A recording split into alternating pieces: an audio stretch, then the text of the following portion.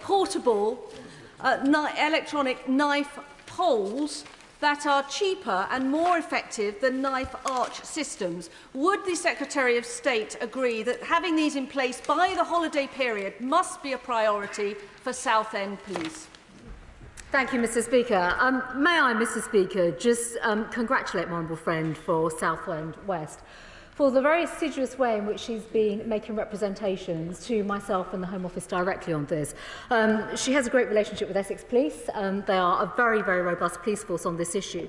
And she's actually highlighted some practical solutions, Mr. Speaker, in terms of how knife crime can be and is being addressed through knife poles. And of course, I've seen in her own constituency, Mr. Speaker, some of the exceptional work that is taking place in this area. Shadow Minister Sarah-Jones. Thank you, Mr. Speaker.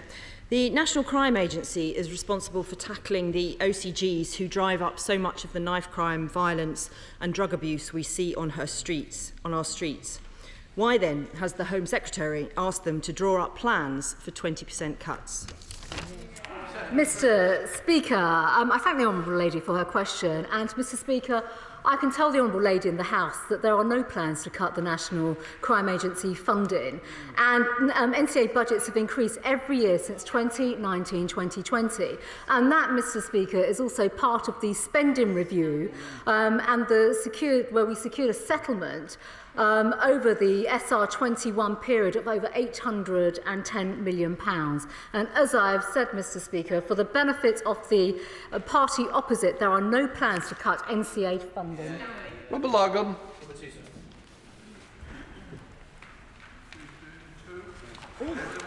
Sorry, Mr. Speaker. Of course.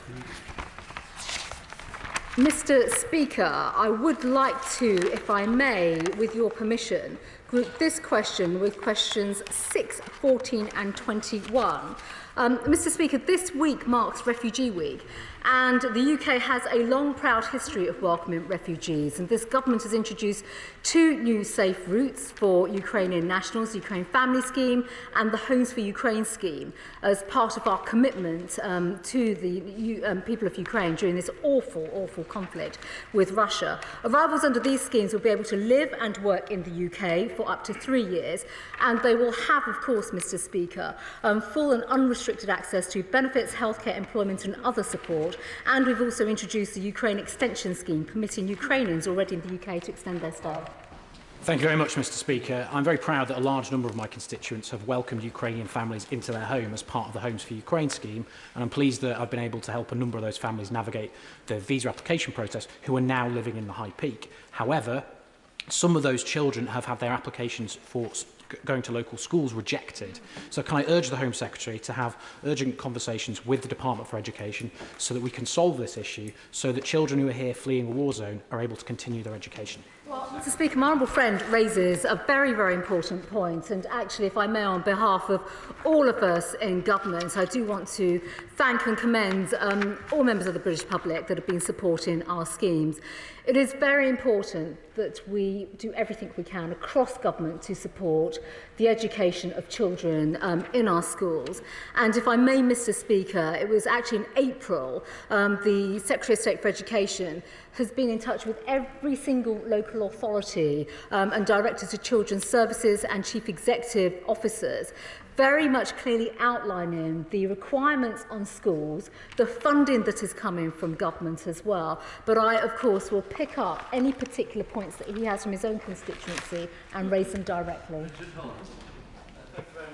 Mr. Speaker, will my right honourable friend agree with me that our compassionate approach to refugees from Ukraine, Syria and Afghanistan can only be maintained with public confidence if we are also robust in dealing with illegal channel crossings and the human traffickers who peddle in human misery?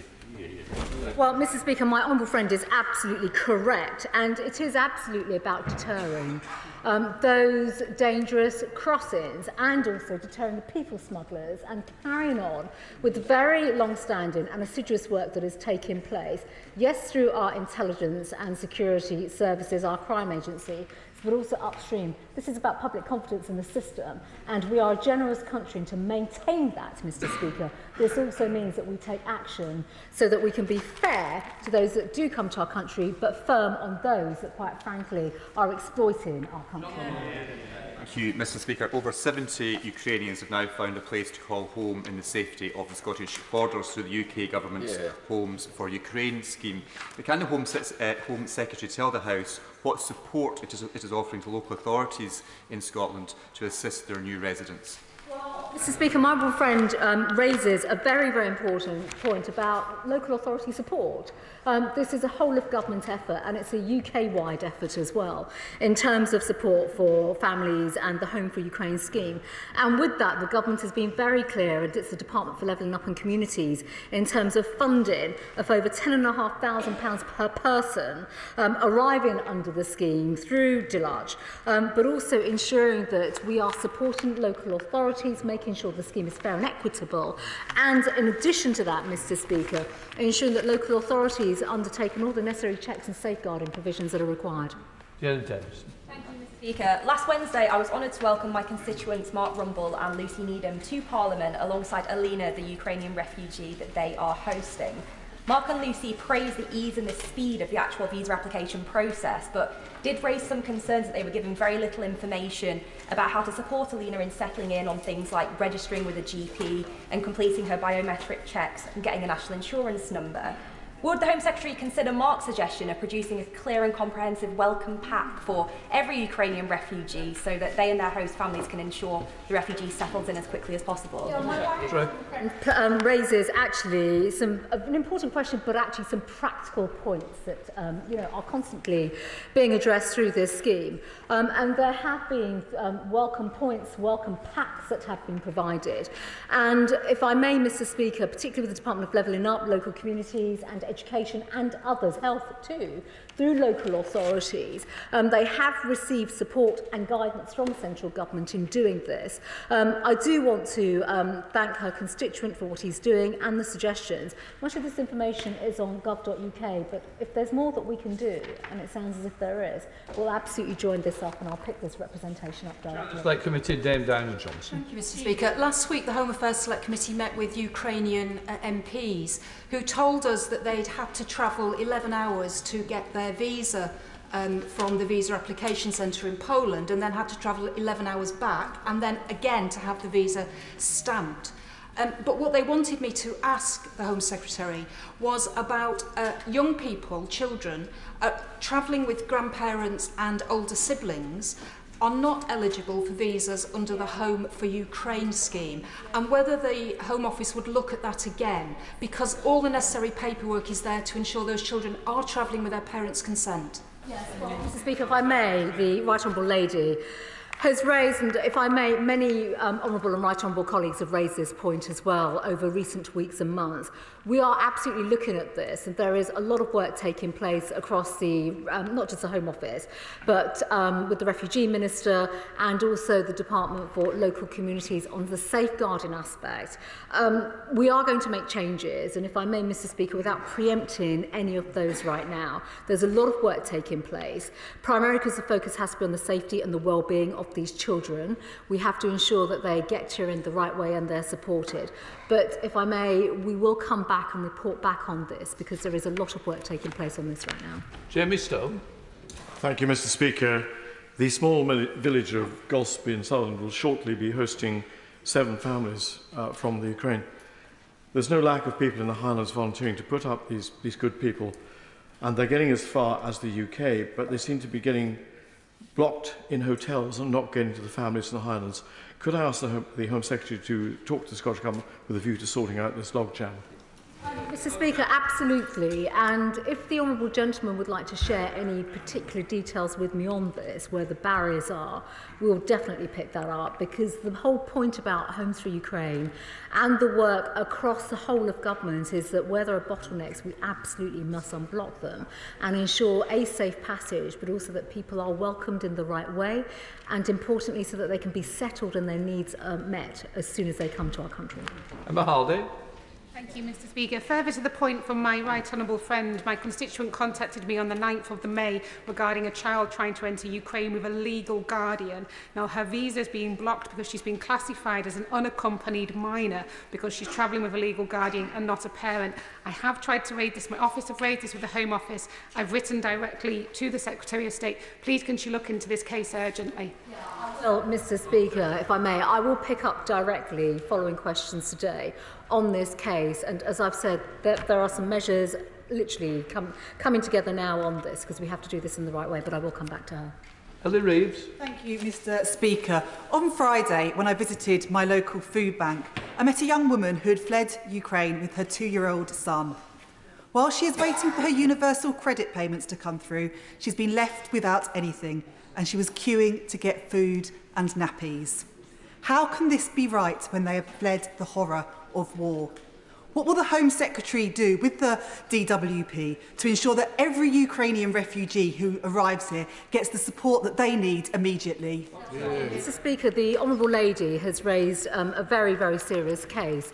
But not only that, some of the challenges that people are facing. Now, she's asked me directly, what will I do with DWP? In fact, there's a cross-government task force on this, bringing all government departments together. It's not just DWP. The Honourable Lady has already heard me speak about the Department for Levelling Up in local communities, the money that has gone directly to local authorities to support individuals. If I can, post questions, pick up with her directly on this case, we will follow that up. But I also think she has illustrated how the system does need to come together at a local level. SNP spokesperson Stuart C. MacDonald. Thank you, Mr Speaker. It was indeed a great privilege to join the committee chair last week in meeting Ukrainian MPs who had actually arrived in London after meetings in Dublin. But given nobody had checked their passports between visa-free Ireland and here, they quite rightly asked, how on earth can the UK's visa scheme possibly be justified on the grounds of security when Ukrainians can properly travel to Ireland visa-free and then onwards to here? And can I emphasise, Mr Speaker, their main concern was this lack of policy to ensure that children accompanied by relatives other than parents can come to the UK. I recognise the Home Secretary said this is being looked at, but I understand the policy has been promised for some time now. Can we get this urgently? Mr Speaker, in answer and response to the Honourable Gentleman's latter point, it is absolutely being worked on urgently and it is across government departments right now, which is why it has taken some time to come together, but we will report back on this. On the issue of travelling from Ireland, if I may, Mr Speaker, as we've debated in this House many, many times, it is right that we hold up the integrity with checks in our systems, and that is something that this government has done consistently for all overseas nationals coming to the United Kingdom. That has applied consistency even during the Afghanistan crisis, and that is this government's policy. Robin Moore. Mr Speaker. Mr Speaker, with your permission, I would like to group this question with question 19. The Beating Crime Plan set out the government's enduring commitment to driving down antisocial behaviour. Home Office statutory guidance supports local areas to make effective use of the powers available to them. This includes advice on the community trigger, an important safety net for victims, and we've also provided funding for local initiatives to tackle antisocial behaviour through the Safer Streets Fund. Robin Moore. Speaker, as the Home Secretary will be aware from her recent visit to Keighley, where she met with our hard-working neighbourhood policing team, antisocial behaviour is unfortunately an undeniable problem in Keighley, having a detrimental impact on many businesses, residents and those going about their day-to-day lives. I was therefore delighted to see that the government launch round 4 of the Safer Streets Fund with a specific focus on antisocial behaviour. So can my honourable friend confirm that this will help drive a positive change in Keighley and beyond? Well, I thank very much my honourable friend for Keighley for his question. I know my colleague, the Home Secretary, very much enjoyed her visit, and we all wish to thank the neighbourhood policing team for all that they do. We are aware of the impact that antisocial behaviour has, and that is why this government has introduced round 4 of the Safer Streets Fund. As he said, we know that this is a practical set of initiatives to tackle that behaviour. It includes improved street lighting, increased CCTV and training to change attitudes and behaviours, all of which tackle antisocial behaviour. So I do expect to see some real changes in his area. Burley. To my honourable friend for her response, but for my residents in Wednesbury, Albury and Tipton, unfortunately antisocial behaviour continues to blight them, nowhere much so than the Burnham Road area of Tipton, which has seen a spike in ASB reports. Can my honourable friend just touch a little bit more on the cross-working that she's doing, particularly with stakeholders in the Black Country, such as West Midlands Police and Sandwell Council, to ensure that we really do have a community-led approach to tackling antisocial behaviour. Well, Mr Speaker, my honourable friend is absolutely right that this is a multi-agency and a community approach. Yes, of course, the police are responsible for tackling and dealing with antisocial behaviour, and that is why we are providing £695 million funding to West Midlands Police, an increase of £40 million funding, and of course they've been able to recruit over 1,000 additional officers. But it is also the case that we have provided the police with additional powers, and it's vital that police work with their local police and crime commissioner and other agencies responsible for this behaviour. We now go to Kerry McCarthy. Mr Speaker, in Bristol we have a successful e-scooter rental pilot, but we're also seeing people illegally using e-scooters or people using the rental ones on the pavement, and it can be very scary for people trying to walk along the pavement while this is happening. I know the government is looking to legalise and regulate private ownership, but how will the Home Office team work with the Transport team to make sure the police have the powers to stop them being misused in a way that scares people who are just trying to go about their daily business? Minister. Well, the Honourable Lady, Mr Speaker, speaks of an issue that both she and I have some experience of. We were formerly in, I was formerly in the Department for Transport and she was my shadow. So I know very well that the Department for Transport are actually introducing new legislation to deal with some of these issues. But until that's on the statute book, it is the responsibility of the police to deal with this. They have clear guidance. It is very clear that riding an e-scooter on the pavement is illegal under all circumstances. We welcome new forms of transport, but of course they must be introduced safely and ridden responsibly. Yeah, we now come to Shadow Minister Naz Shah. Thank you, Mr Speaker. The member for Keighley is right to ask that what the government is doing to tackle antisocial behaviour. In his local constituency, the total recorded crime went up by 59% from 2011-12 to 2020-21, which just highlights the Conservative government's track record, a damning one at that. No wonder crime is up, but action on antisocial behaviour is down, since his government have taken out 7,000 neighbourhood police officers. So if this 1,000 that the Minister just mentioned doesn't quite cut it, that's a cut of 30%, Mr Speaker. So can the Minister tell the House why this government doesn't believe in neighbourhood policing, as it has clearly given up on neighbourhood policing with the cuts it's done? The Honourable Lady is completely wrong in the contention that she's put forward to the House. This government has introduced the Beating Crime Plan, which puts antisocial behaviour at its heart. And this is the government that is increasing funding to the police, bringing more officers onto the streets to tackle this and other issues. I would remind her that her area in West Yorkshire has 589 additional officers, and we've increased funding by £31 million. It is for local police and crime commissioners, including the Labour Mayor of West Yorkshire, to use the funding and the powers that they've been given to tackle this issue. Question number 4, Mr Speaker. Thank you, Mr Speaker. And with your permission, I would group this question with number 15. Mr Speaker, our national security is the first responsibility and priority of the government, and we're ensuring that our world-class security and intelligence services and counter-terrorism police are supported in their work with the tools and the legislative framework they need to keep us safe, and I take this opportunity to pay tribute to them for all that they do. Thank you, Mr Speaker. When it comes to the Rwanda policy, the party opposite is all over the shop. The left hand doesn't know what the far left hand's doing. The other day, the leader of the opposition spokesman said that they couldn't rule out maintaining this policy, while the shadow immigration minister told the BBC that they would definitely scrap it. So while the Labour Party works out if it has a policy at all, can I ask my right honourable friend for an assurance that we will be working to break the vile model, business model of people traffickers by making sure Rwanda flights get off the ground soon? Well, Mr Speaker, I thank my honourable friend, and he is quite right that from the opposition, yes, we hear plenty of opposing. We do not hear much proposing. We hear people who complain but do not have a plan. Our partnership, Mr Speaker, with Rwanda is strong, and it supports a proportionate, humane approach, and we are determined to deter the wicked people smugglers with the great damage they bring to human life. Paul Holmes. Thank you, Mr Speaker. The MI5 Director General recently said that it must be right that Parliament looks at modernising the powers that the state has to protect us all from the full range of today's threats. Could my right honourable friend confirm that we are heeding his advice and that our National Security Bill will protect us from a range of emerging threats, including cyber attacks and interference in elections? I can, Mr Speaker. May I also take this opportunity to thank my honourable friend for all the work that he did in support of our national security while he was PPS to the Home Secretary and in this department. The National Security Bill will keep pace with the changing threat and will make the UK an even harder target for states who seek to conduct hostile acts against us. It will be an offence for foreign powers to improperly interfere with the UK's democracy, and it will address the serious threat from state-backed attacks on assets, including sites, data and infrastructure critical to the UK's safety or interests. Margaret Farray. Thank you, Mr Speaker. Has the Home Secretary considered the dangers to freedom of press presented by the National Security Bill? Many of my constituents are concerned that measures that could prevent journalists from publishing stories of public interest are undemocratic.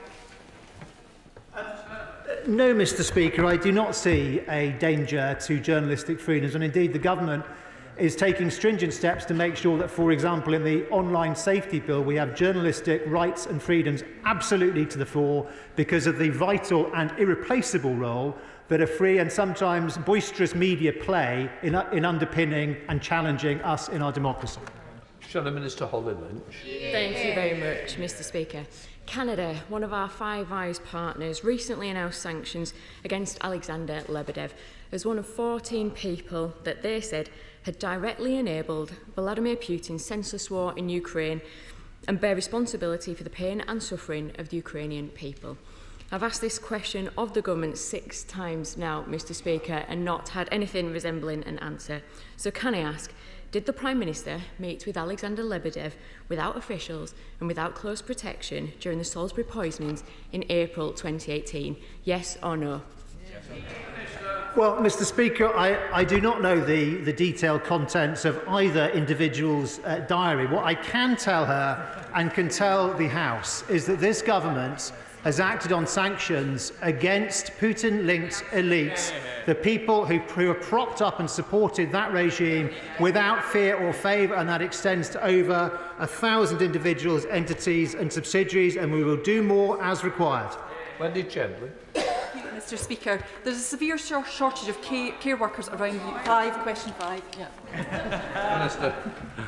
Thank you, Mr Speaker. Our immigration system works in the interests of the whole of our United Kingdom by covering a broad range of occupations across many sectors for firms looking to attract the talent they need whilst ensuring the domestic labour market is supported. Yet recruitment issues are not unique to the UK, and immigration must not be seen as an alternative to improve pay, conditions and training for key workers. Thank you, Mr Speaker. There is a severe shortage of care workers around the UK, and in St Andrews in my constituency, a social care business has had to shut down recently because of staffing issues. And my inbox is increasingly full of people waiting for home at care packages. One way of helping would be to allow asylum seekers to work whilst their claims were being processed, allowing them to support both themselves and mitigating the worst of these shortages. Will the Secretary of State and the Minister consider that? Well, it's an interesting one. First, those who have had their asylum claim outstanding for over a year can take jobs on the shortage occupation list, which includes care workers, since February. Although one of the slight issues, of course, until very recently, 31 out of 32 local authority areas in Scotland, including her own, refused to be part of the dispersal accommodation system. Now we've made the change to full dispersal, some of those people actually living in these areas. Dr. Julian. Thank you, Mr Speaker. If I give him the details, will the Minister kindly take a personal interest in the unusual plight of 2 young Russian charity volunteers who are now stranded in my constituency through no fault of their own, who are not supporters of President Putin, and who have the opportunity to work as care workers, but in their present plight cannot do so. They can't be the only people caught up in a situation like this, and I'd be very grateful if the government would look sympathetically on their plight. I think the honourable member would obviously appreciate I'm not able to give sort of comments and pledges straight from the dispatch box, but I'm very happy to meet with him, and he highlights a very valid point, that Russia is not Putin. Putin wants to say he embodies everything Russian. He does not. There are plenty of Russians who have suffered under his regime and are vehemently opposed to his illegal and disgraceful actions in Ukraine. Thank you, Mr. Speaker. The reality out in the country is labour shortages across multiple sectors. 1.3 million job vacancies, the most persistent post-pandemic drop in employment in the G7, operations not being carried out in our hospitals, restaurants, the hospitality industry unable to recruit staff, drivers, a shortage of drivers to drive produce around the country. Why will the Minister not act pragmatically and immediately, have more work visas where there are shortages, lift the ban on asylum seekers from working, and have an independent review on the impact of ending the freedom of movement? Well, thank you, Mr. Speaker. I think first the honourable member might benefit from taking some time to look at the labour markets across most of the developed world, including the European Union, and see that many shortages in things like hospitality are not unique to the United Kingdom. I also find it interesting his calls for resurrection of free movement, given what we understand might be his party's emerging policy. Greg Clark. Number 7, please. Thank you, Mr. Speaker. UKVI is prioritising applications in response to the humanitarian crisis caused by the invasion of Ukraine. So applications for other visas are taking longer to process, particularly when combined with surging demand globally for visitor visas.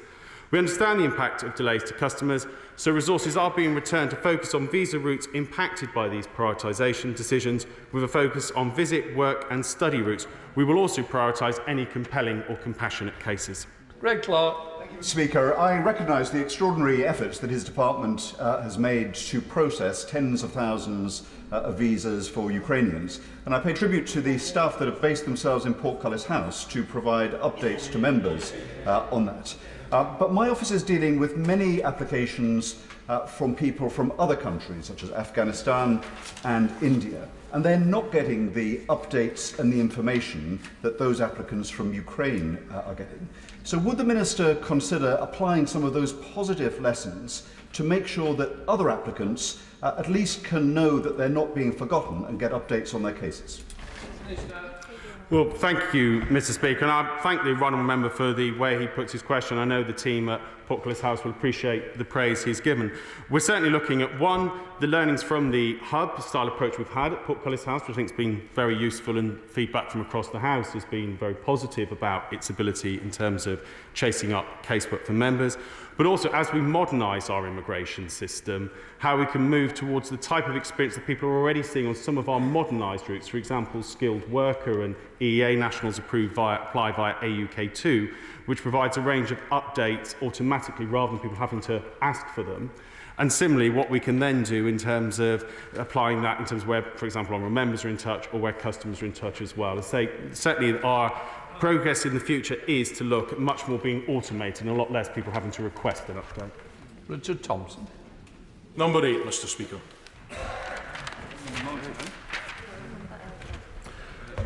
Mr. Speaker, with your permission, I would like to group this with questions 12 and 17. Across March, April and May, Her Majesty's Passport Office completed the processing of approximately 3 million passport applications, with 98.5% of those from the UK being completed within the published processing time of up to 10 weeks. Thompson.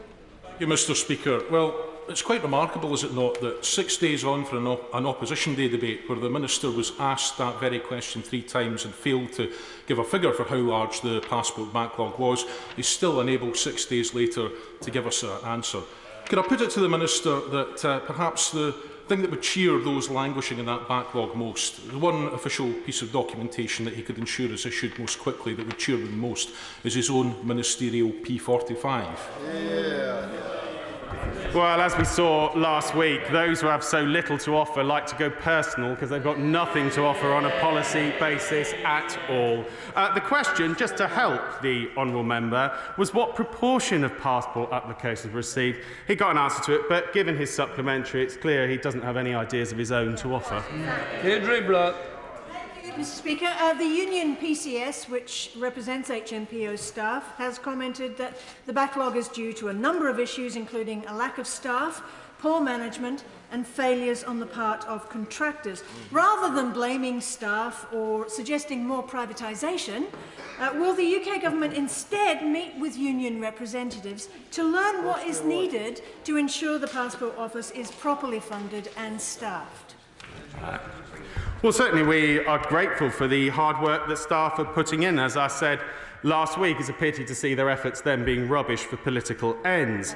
But in terms of the Passport Office, we've been recruiting more staff, we've been investing in modernisation of processes, and certainly there's regular engagement between senior officials and ourselves, and also in terms of ensuring that union officials can have their say as well. But we should look at, there is record output from the Passport Office at this moment, dealing with a surge of applications, and I have to say it's interesting to see the sudden interest from the opposition benches, having said very little on this last year.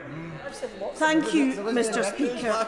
Civil servants working in the Passport Office are under huge pressure, and staff morale is reported to be understandably at an all-time low due to a lack of government preparation for the up to 9 million passport applications or renewals expected following lockdown. Meanwhile, many of my constituents in North Ayrshire and Arran face intolerable delays and the prospect of missing much-needed holidays and family events. We have been promised repeatedly in this chamber that things will improve, yet the 10-week target continues to be too often missed. For how much longer must we wait for passport offices to be fully staffed and resourced so that my constituents are not yet subject yet again to another aspect of backlog Britain? Dearie me. First of all, we've actually been increasing staff at the Passport Office rather than reducing them, as that comment would imply. We have dealt with 3 million in 3 months, and soon we will have dealt with more passports within 6 months than we did in the entirety of last year. And we knew, and it was fairly obvious, that 5 million had not been renewed during the pandemic. We started planning for that last year. In April last year, we changed the service standard, making clear, and began preparations to deal with the surge. So, we can hear the attacks from opposite. What we never hear from opposite is an idea. Maynard, we go back a month. I had a dozen passport cases a day pinging into my office. That is now reduced to just 2 to 3 a week, and both I and indeed my caseworker Zach are very grateful for the improvement the Home Office has made. But once those passports are handed over from the Home Office to the private delivery companies, can the Home Office do more to make sure they actually reach the intended household and not at random neighbours or a random bush or indeed a random river where they seem to end up? Well, certainly it's concerning to hear of those examples, because there's clear standards and clear procedures in how passports are delivered. They can't just, for example, be left in a communal area or things like that. And we have brought on both DHL, our international agent normally for domestic deliveries, and also using Royal Mail to return documents. But certainly I'll be very interested in hearing some examples from the Honourable Member, and I'm grateful for his comments about how he's noticed, and his caseworkers have noticed, improvements in recent weeks. Philip Davies. I know the Minister has worked really hard to get the backlog numbers down, and I'm grateful to him for that, but there are still some issues, as I'm sure he's aware. Could he tell us what proportion of the Passport Office staff are back in the office?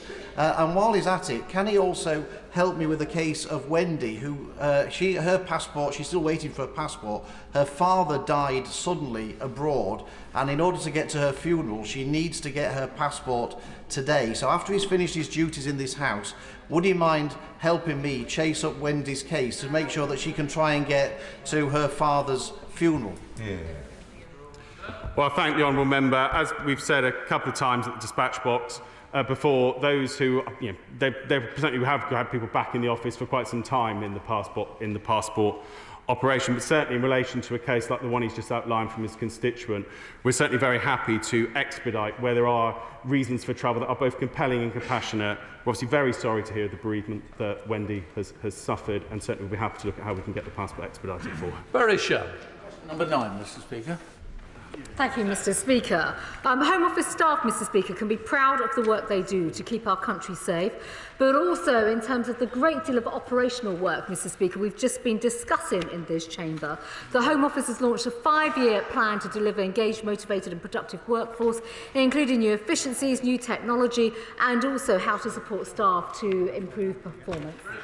Mr Speaker, that sounds very impressive until you come to my part of Yorkshire, West Yorkshire, where I talk to the police, I talk to probation, I talk to the prison staff, I talk to firefighters. Their morale is rock bottom.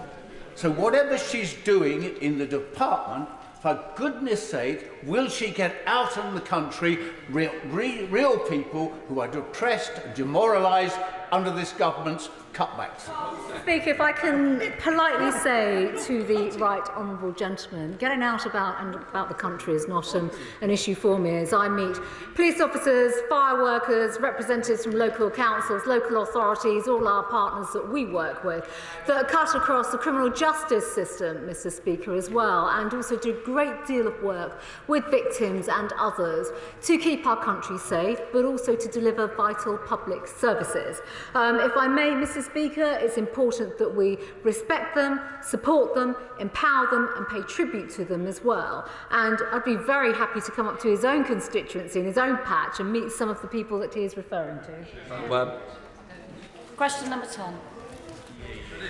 Thank you, Mr Speaker. As the House will be aware, despite the detailed deliberations and judgments received by the various domestic courts that heard the case, the European Court of Human Rights' out-of-hours judge granted last-minute interim measures.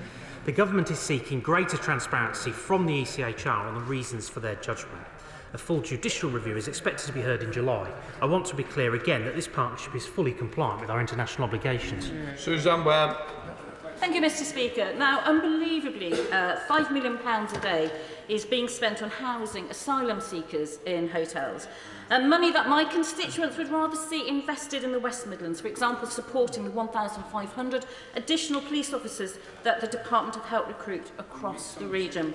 Can my honourable friend confirm that he will press ahead with our Rwanda partnership to end our dependency on this expensive accommodation and crack down on the people smuggling gangs once and for all? Well, my honourable friend absolutely hits the nail on the head in explaining why our new plan for immigration is so important. We are determined to deliver on it. It is a comprehensive package of reform, including the Rwanda proposals. We are going to get on and deliver on this. The Prime Minister has said that we will work through these issues, and that's precisely what we're now doing. Peace spokesperson Stuart C. MacDonald. Thank you, Mr Speaker. On World Refugee Day, can we pay tribute to all the fantastic refugees who have made utterly amazing contributions to our society? And thank goodness they were able to have their claims heard here, to rebuild their lives here, instead of being dumped and offloaded thousands of miles away.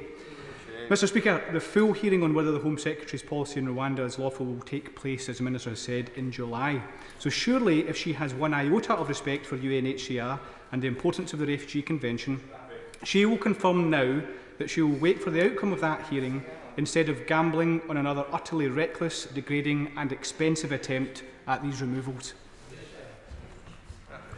The honourable gentleman will recognise that, of course, we do not comment on what are ongoing legal proceedings. But what I would say to him is this, and we've had this debate many times, but every day that this new partnership is not in operation is a day that people continue to risk their lives in the Channel. That is not acceptable, it's not sustainable, and that's why we're taking the steps we are. Evans, With your permission, Mr Speaker, I'd like to group this question with question 13. This government is committed to tackling violence against women and girls, including domestic abuse. And that's why we introduced our landmark Domestic Abuse Act in 2021.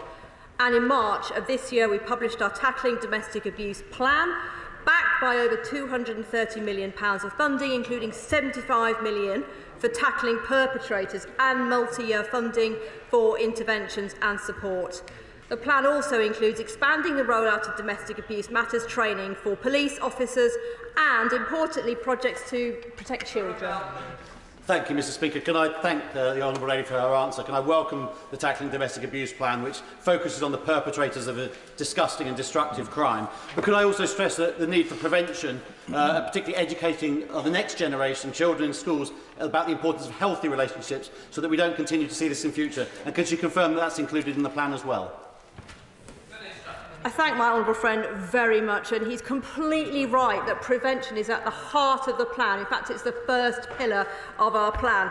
We have set out how we are tackling the perpetrators through specific programmes that are proven to actually prevent this disgusting crime from happening in the first place. And it has to start very early, Mr. Speaker, which is why relationship, sex and health education is now a statutory part of the curriculum. Children are taught about the importance of respectful relationships. Thank you, Mr. Speaker. Reports of domestic abuse now account for 24% of all calls to Norfolk Police. Is the criminal justice system the right route for all of these calls? And if not, can the Minister set out how more appropriate steps can be taken, freeing up police time? I thank my honourable friend for his question, and he has raised a really important point. As I've just said in my previous answer, tackling perpetrators is a vital part of our work, but our response goes wider than just the criminal justice system. And that's why we are funding perpetrator interventions which reach out wider, tackle this behaviour and some of these unhealthy behaviours at the source. We are investing over £75 million over 3 years to achieve that end. I now come to Shadow Minister Jesters. Thank you, Mr. Speaker.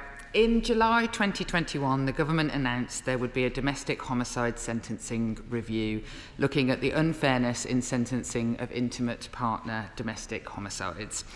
According to Counting Dead Women, since then, at least 105 women were killed. Their family and friends of these women face immeasurable pain from their loss. So, I want to ask, where is the domestic homicide sentencing review now 6 months late? Can I ask, for the sake of the women who will definitely be murdered next week, why there is such a delay?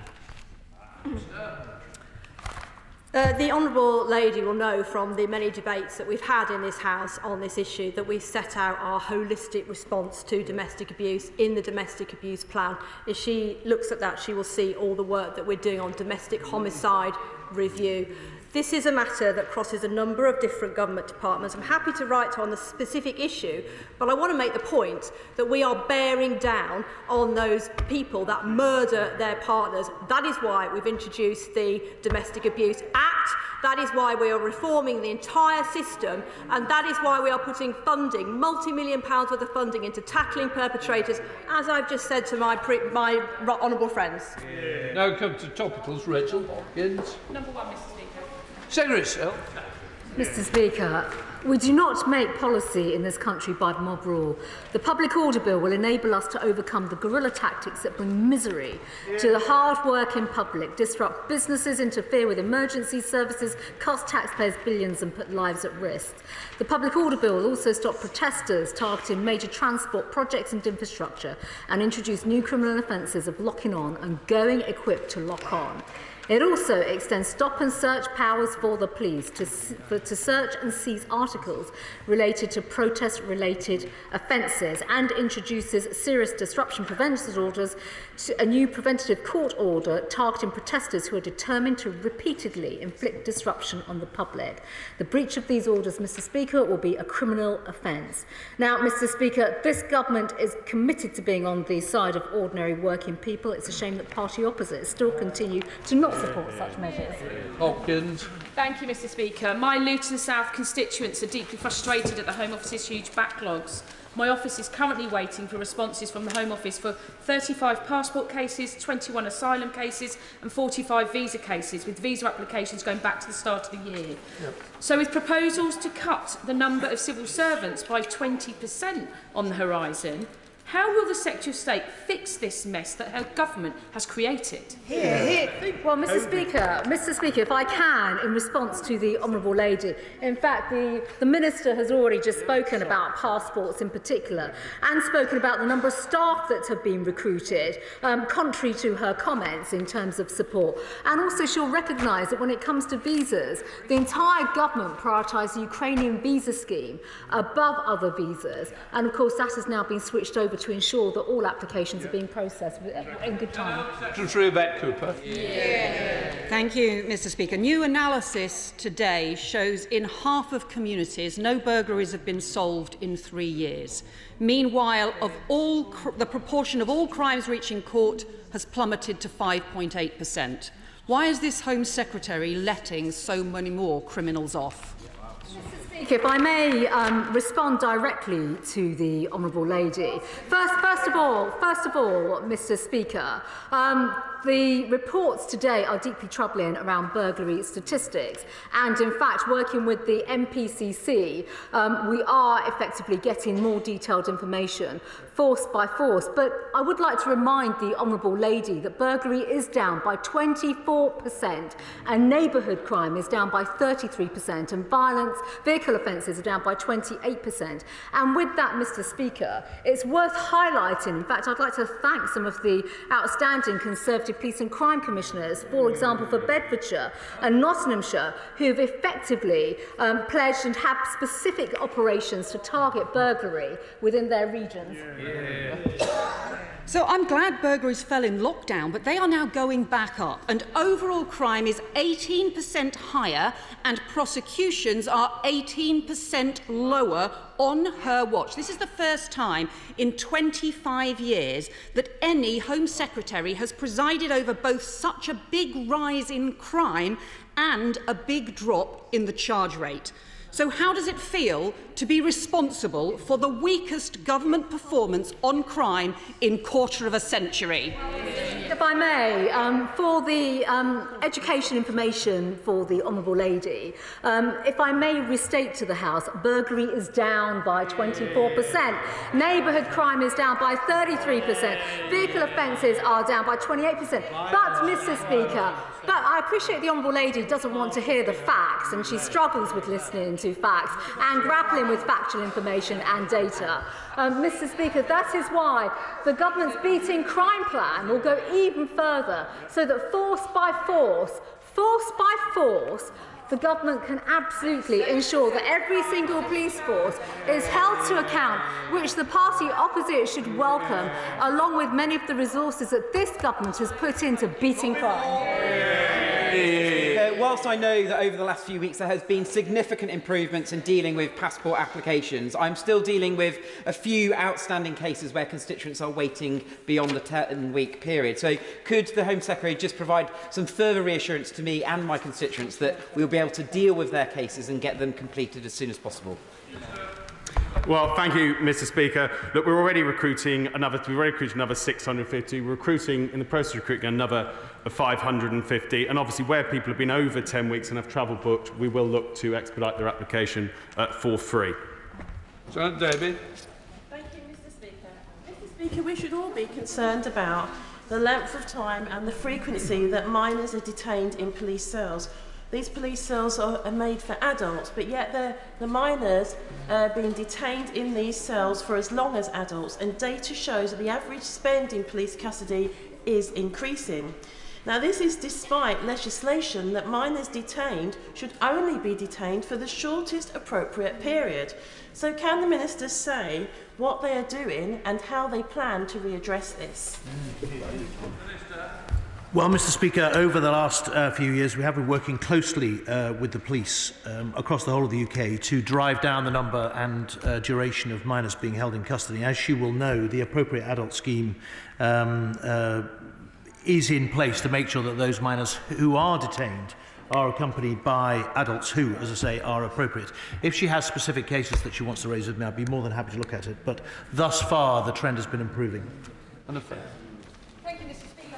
Last week, I was delighted to hear the Home Secretary recognise the national success of Southend Police's Operation GRIP and call for it to be rolled out around the country.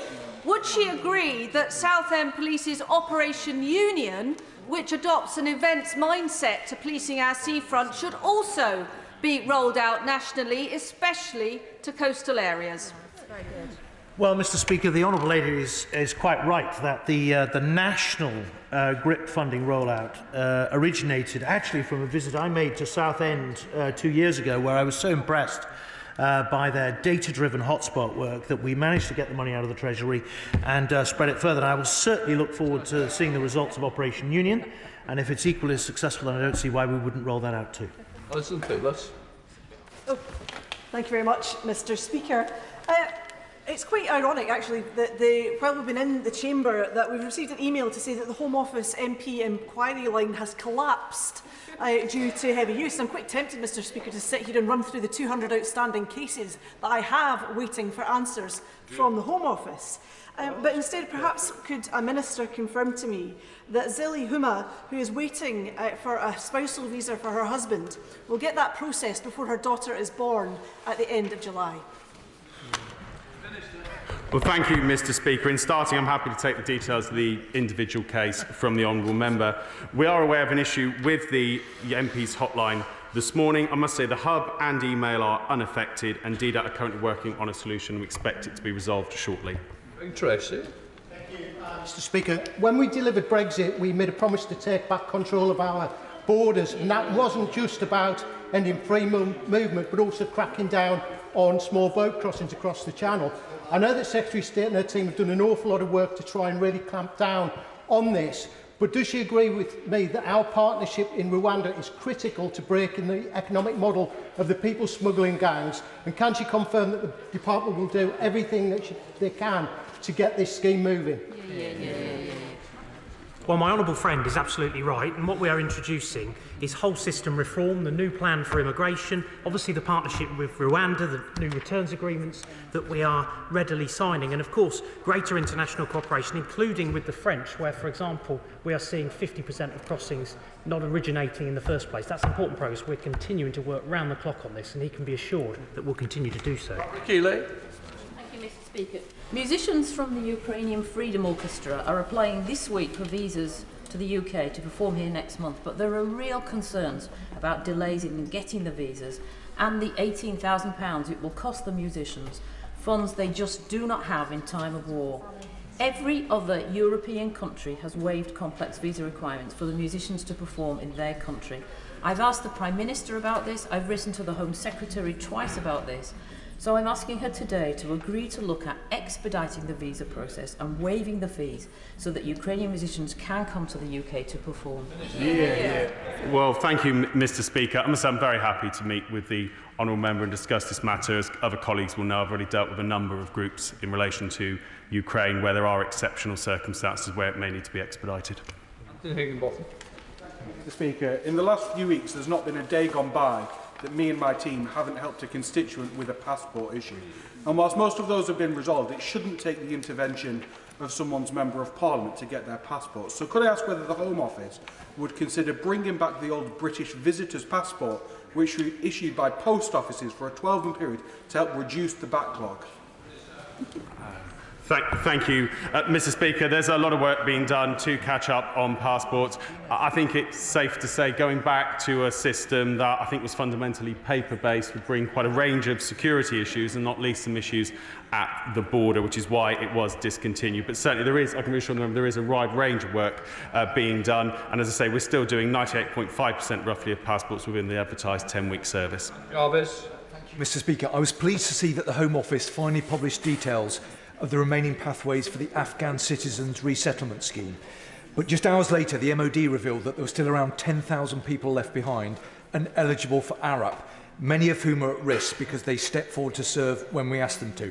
So can I ask the Minister to say what additional capacity is going to be put into the department, both to clear the backlog of outstanding applications and to process thousands of new ones?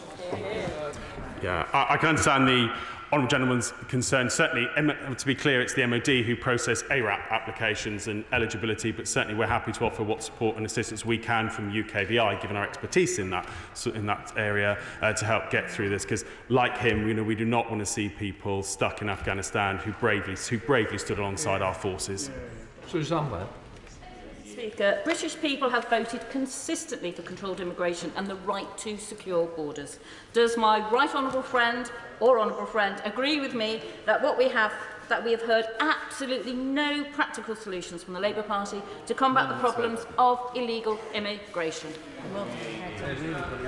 Well, it's fair to say that this plan, the plan that we are advancing, is the only credible plan to address this issue. It is comprehensive. It will end the dangerous crossings of the Channel, preserve life, get this illegal migration back under control, and of course bring sustainability to the finances around it. I have a constituent who faces losing her job with the NHS and is unable to visit a seriously ill close relative abroad because the Home Office has failed to deal with her visa request since last year. I've raised this 4 times with the Home Office urgent inquiry line and received no response for 2 months. Could the Minister look at this particular case, which I wrote to the Home Secretary about last week, and more generally at the service that the urgent inquiry line, or rather lack of service, is providing to MPs? Well, Mr. Speaker, I'm very happy to look into the individual case. Alexander Stafford. Thank you, Mr. Speaker. After repeated calls to the Labour South Yorkshire Police and Crime Commissioner to reopen police stations in our towns and villages, he has reopened a station in Edlington, population 8,000. I've been leading a campaign for the turn of a police station to Dinnington, population of 13,000. Does my right honourable friend agree with me that the town of its size must have a police station and that the Commissioner should reopen the premises in Dinnington without delay? Well, Mr. Speaker, as usual, it's no surprise to hear the honourable gentleman standing up for his constituents and fighting for their interests. He is right to look for greater police presence in his constituency, and when we finish recruiting 20,000 police officers, they're going to need somewhere to put all their stuff, and having that somewhere in his constituency would make sense. Thank you, Mr. Speaker. 5,279 children were strip-searched by the Metropolitan Police between 2019 and 2021. 75% were from a black, Asian and ethnic minority background. Now, this data only covers children who were strip-searched after an arrest, meaning the children strip-searched will even be higher of those that were not arrested. For instance, in the case of child Q, who was never actually arrested. Now, the Home Office will only require police forces to provide this data on strip searches on a voluntary basis. So can the Home Secretary say why she will not commit to making it mandatory for police forces to produce this data?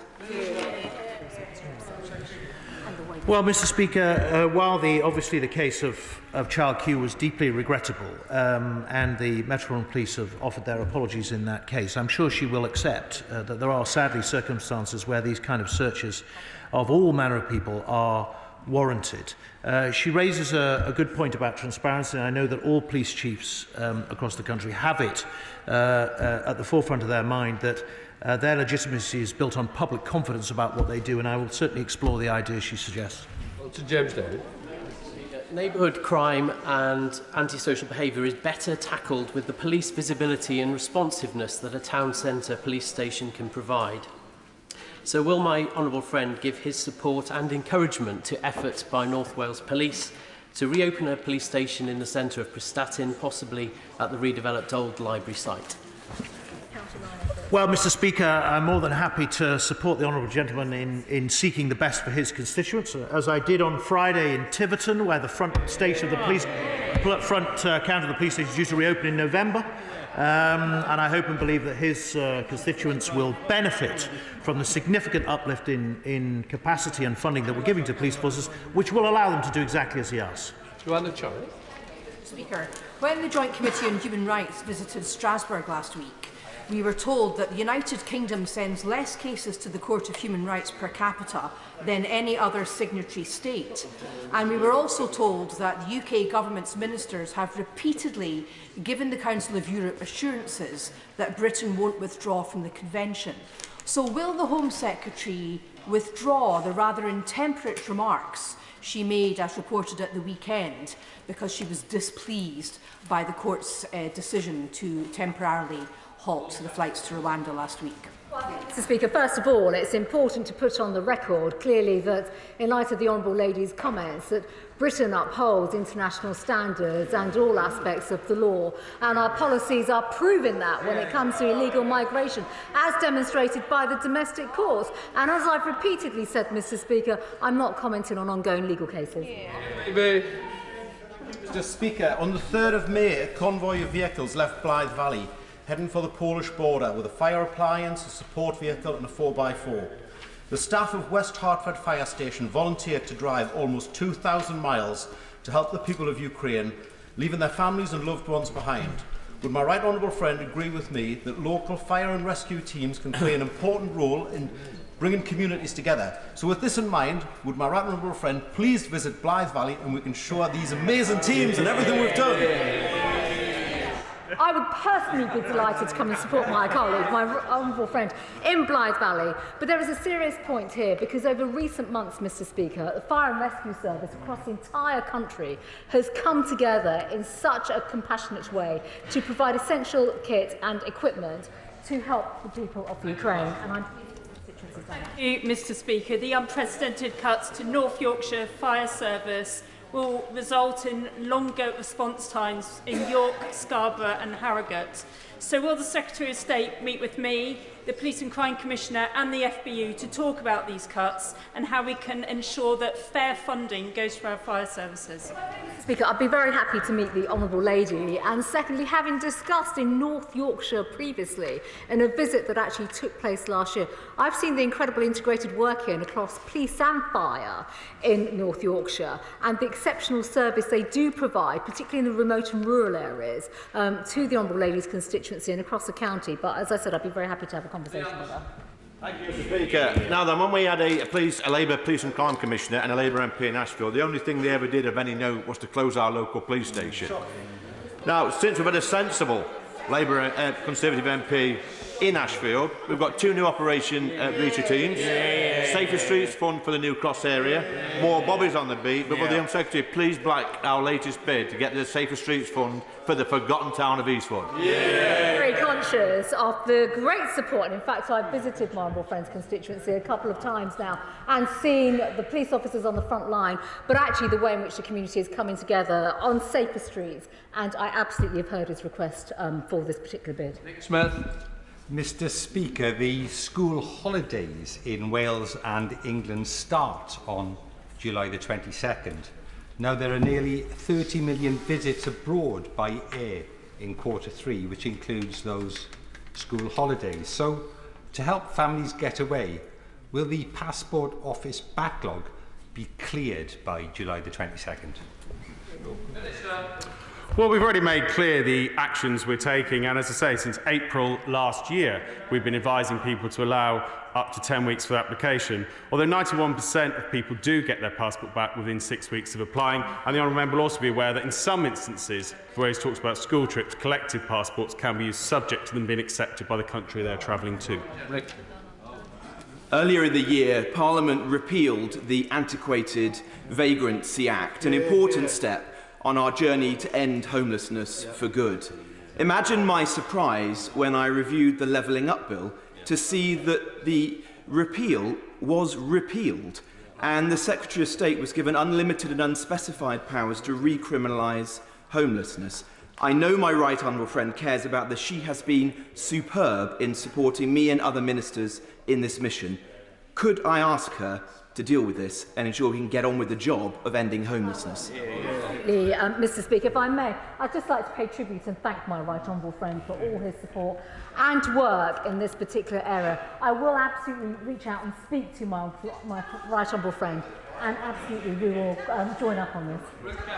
Thank you, Mr. Speaker. Residents in Osterley contacted me last week. They'd been suffering from months from antisocial behaviour, drug dealing and assaults, and it came to a head last week.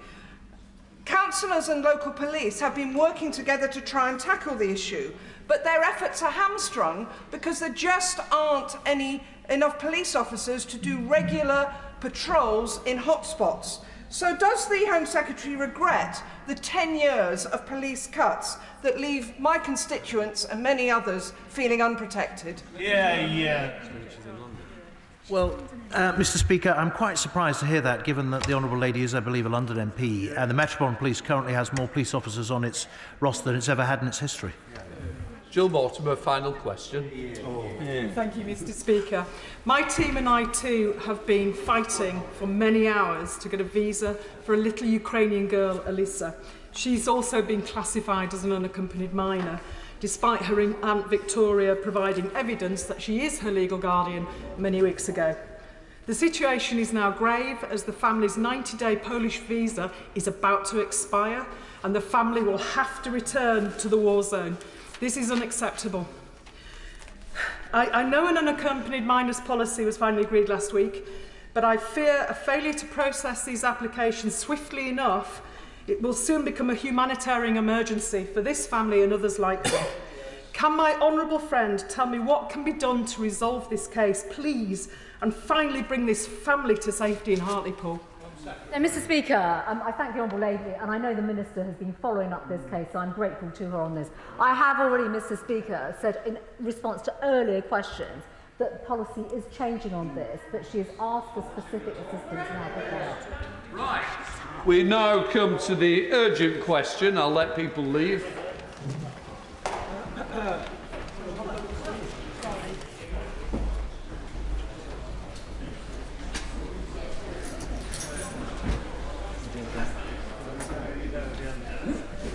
We now come to the urgent question. Tobias Elwood. Thank you very much, Mr. Speaker. Can I firstly thank you, Mr. Speaker, for the flag-raising ceremony that you hosted today to mark Armed Forces Week. Could I ask the Minister to make a statement on UK and NATO's military commitment to Ukraine? Thank you, Mr. Speaker. Russia's assault on Ukraine is an unprovoked, premeditated attack against a sovereign democratic state which threatens global security. As set out to the House previously, the United Kingdom and NATO stand with Ukraine. We are providing political and practical support to support its self-defence and will further strengthen NATO's deterrence and defence posture. Individual NATO allies, led by the UK, are also supporting Ukraine with lethal aid to ensure Ukraine wins. The United Kingdom was the first country to provide lethal aid, and we have increased our military and aid support, bringing the total budget to £1.3 billion. To date, we have sent over 6,900 anti-tank missiles, 5 air defence systems, including Star Street anti-air missiles, 120 armoured fighting vehicles, and a small number of Stormer, and 1,360 anti-structure munitions, 4.5 tonnes of plastic explosives, and 400,000 rounds of small arms ammunitions.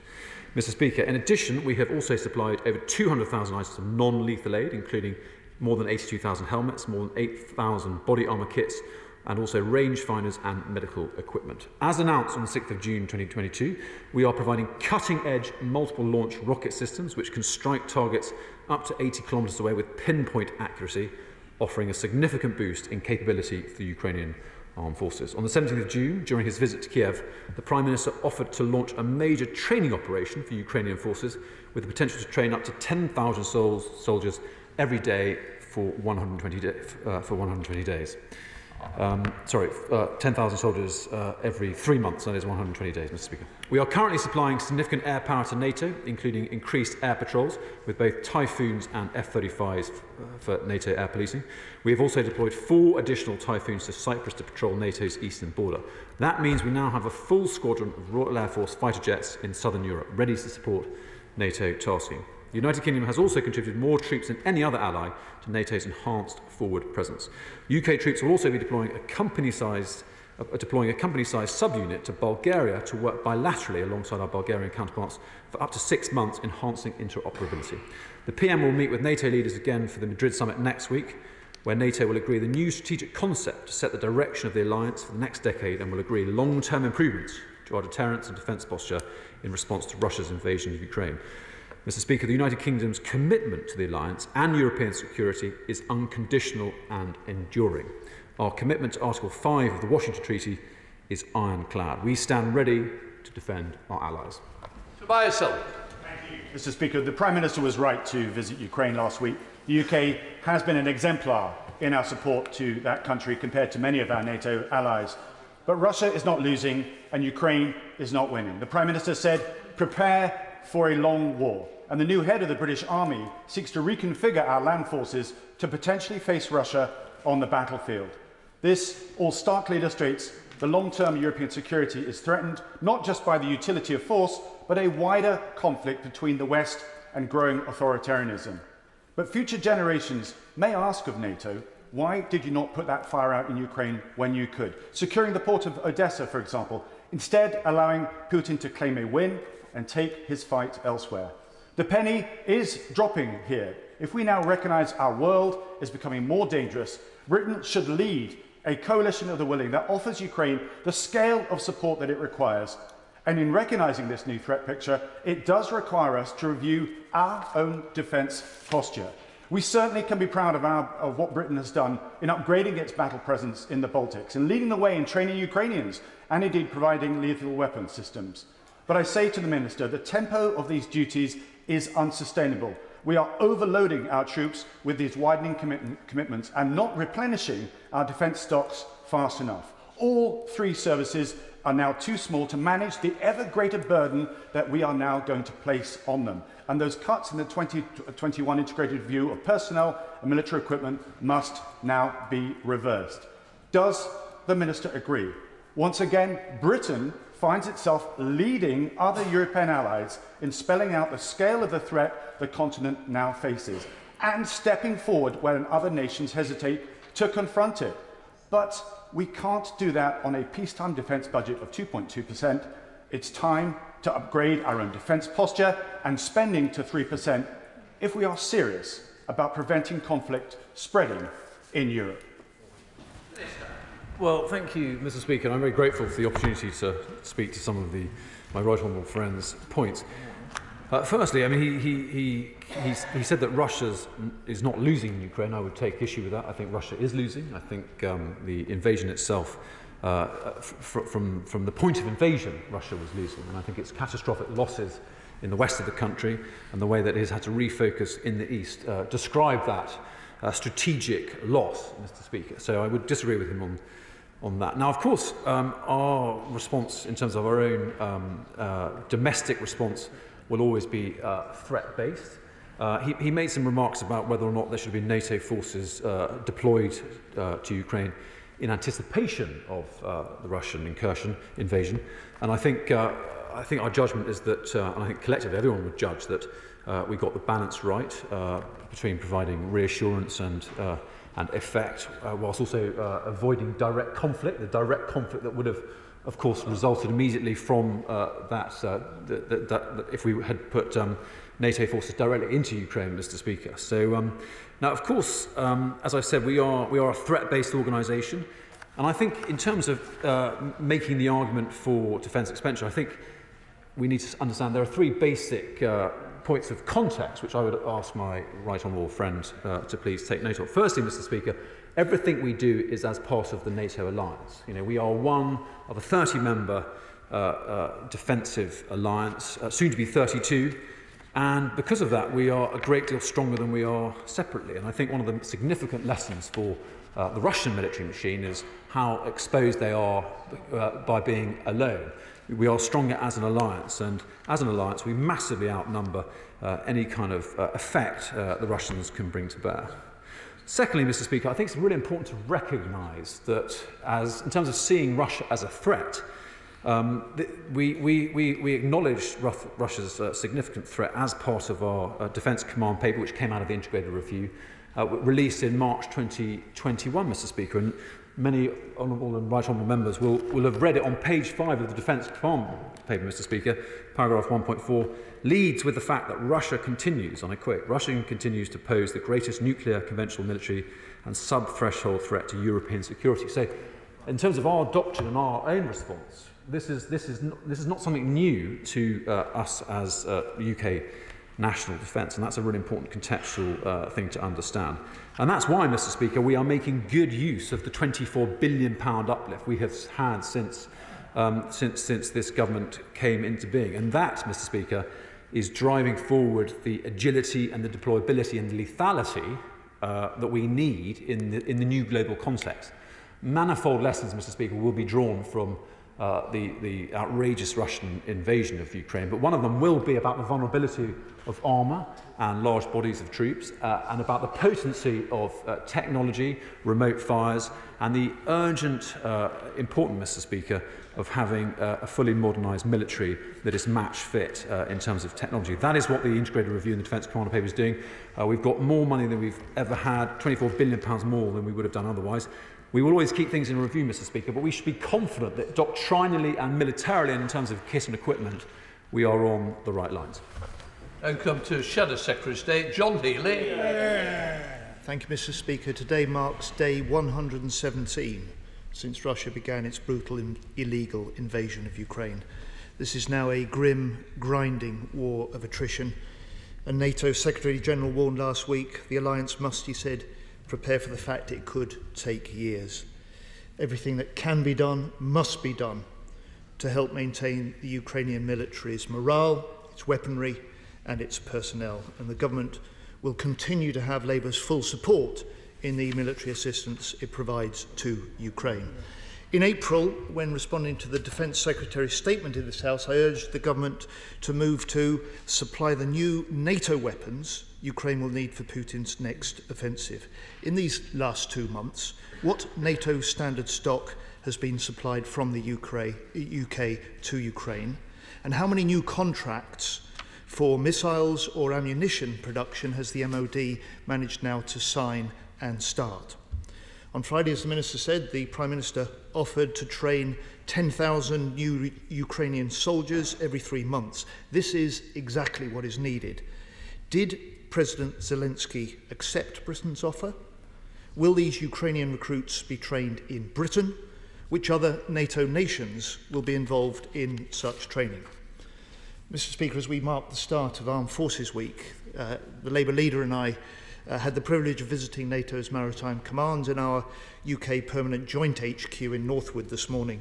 We wanted to thank our personnel for the service they give to our national and NATO commitments. But there are serious growing concerns about the UK meeting its NATO commitments, with the failure to reboot defence plans in response to Ukraine, delays to a fully modern warfighting division until 2030, continued uncertainty over Ajax, and of course further deep cuts to army numbers. Now, the new head of the army said in an internal message to troops last week, he said there is now a burning imperative to forge an army capable of fighting alongside our allies and defeating Russia in battle. So why are ministers pushing ahead with plans to cut another 10,000 soldiers? When will he halt these cuts? And when will he start to rebuild the strength of the British Army to meet the threats that our country and our NATO allies face? Minister. Thank you, Mr. Speaker. I'm grateful for the honourable gentleman's questions, and as ever, Mr. Speaker, we are grateful for the support of the opposition with regard to our Ukraine defence policy. To go straight to the questions, in terms of new contracts, they are under discussion, Mr. Speaker, and the Defence Minister for Defence Procurement and the Prime Minister had a meeting this morning, the latest in a series of discussions, Mr. Speaker, about escalating the supply of NATO standard equipment, which is very important. He spoke about training, and that was a very significant result of the Prime Minister's visit last week, and of course I think the Defence Secretary also had some discussions. I'm being not privy to those discussions, it's not appropriate for me to speculate about their content at the dispatch box, Mr. Speaker, but what I can say is that the reference point for the UK's contribution will be the remarkably successful Operation Orbital that trained some 25,000 Ukrainian soldiers since 2014. We have a long and deep heritage of working very closely and successfully with our Ukrainian allies, and I think that will be a very good basis on which to conduct future training support. And as to which NATO allies might be involved, Mr. Speaker, I can't confirm that, but I would say that NATO, by disposition, tends to work in alliance, so I expect other nations to be involved. I'm glad for the update about his visit to PGHQ, but I would ask him to be a bit more optimistic about our absolute resolve about meeting our commitments. Mr. Speaker, it's not simply about it's about a disposition in which we are. It's about a disposition in which we are absolutely resolute to be agile and strain every sinew to deliver at pace the technological and military revolution that we need to deliver in order to make ourselves more lethal and agile and deployable around the world than ever before. For too long, Mr. Speaker, the measurement of our military capability is about men and vehicles in garrisons rather than our ability to project power, and that's something we are absolutely confident that we are getting right. And I think that proves the point, Mr. Speaker. Apart from the fact that CGS is mentioning Russia, I think demonstrates that since March last year, this has been part of our doctrine. That's nothing new, and under the leadership that we are showing and the determination for us to change and embrace modern technology as part of our ability to deliver lethal effect, Mr. Speaker, I think we are getting to a point where we are more match fit than ever before to counter Russian aggression. Dr. Julian. Thank you, Mr. Speaker. As the expenditure on all this equipment we've rightly been supplying is operational, can the Minister confirm that it is coming from the Treasury Reserve and not from the normal annual defence budget? And can I gently remind him and the House that in the first half of the 1980s, we weren't spending 2.3% or even 3% of GDP on defence. We were spending between 4.7 and 5.1% of GDP on defence. Well, Mr. Speaker, I'm grateful for the right honourable gentleman's question. In answer to it, yes, is the answer to the first part, and I note with interest and with particular regard for the long-standing nature of his interest in this issue, his comments about overall defence funding. SNP spokesperson Dave Dugan. Thank you very much, Mr. Speaker. Given the evolution of the war in Ukraine, what lessons has the Ministry of Defence learned about the enduring need for infantry to take, hold and/or defend territory? And will these lessons be input to a refresh of MOD thinking and operational strategy, which drove the much derided cut of 10,000 in army numbers within the integrated review? Those infantry will require to be supported by heavy armour and armoured fighting vehicles, but given the UK's decade-old solution to the latter, Ajax, is an unfathomably challenged £5.5 billion project, surely now on the brink of being cancelled, how has the war in Ukraine focused the Department's attention in this regard? I recently returned, Mr. Speaker, from Turkey, where the Turkish Defence Minister advised NATO parliamentarians on the role his country is playing in seeking to facilitate safe passage of merchant vessels into and out of Ukraine with grain. What dynamic is the UK playing in this space? And does he agree with the Turkish Minister's assessment that it is the Ukrainians who understandably need persuaded of the merits of demining those shipping lanes and making sure that they don't then fall prey to Russian naval forces? And finally, if agreement is reached on demining, will the Minister advise what role the world-leading mine countermeasure professionals in the Royal Navy, many of whom are based in Scotland, will play in demining those approaches to Ukraine? And let us know in the House what that might be. Thank you. Well, thank you, Mr. Speaker. I'm very grateful for the honourable gentleman's questions. The lessons are manifold. And I think particularly one of the lessons is the vulnerability of armour without significant covering fire and deep fires, and what happens when combined arms manoeuvre falls apart, particularly due to a complete failure of the moral component. So he's attempting to spin that into a lesson purely about the numbers of infantry. I would draw his attention to the necessity of infantry having protection, mobility and its own fire to protect itself. I mean, anyone of my generation of people in the military will remember deploying in unprotected vehicles without significant ability to manoeuvre and bring on deep fires, especially in a remote way. And that's exactly the kind of capabilities that we are delivering with the IR and the Defence Command Paper, the ability for our infantry to be much better protected, more mobile and more lethal, and that's a job of work worth doing. He mentions Ajax. The House will, of course, be interested, and the House should know that we are looking at this with urgent focus, and my colleague in the Department, Minister of Defence Procurement, will, I'm sure, be updating the House in due course, Mr. Speaker. He made an interesting point about Turkey and the critical strategic import of the Black Sea with regard to grain exports out of Ukraine, some 50% being stuck there. I won't speculate as to the role of the magnificent Royal Navy or anyone else in the British military, Mr. Speaker. What I would say is I think undoubtedly this will be on the agenda at the NATO summit in Madrid next week. Liam Fox.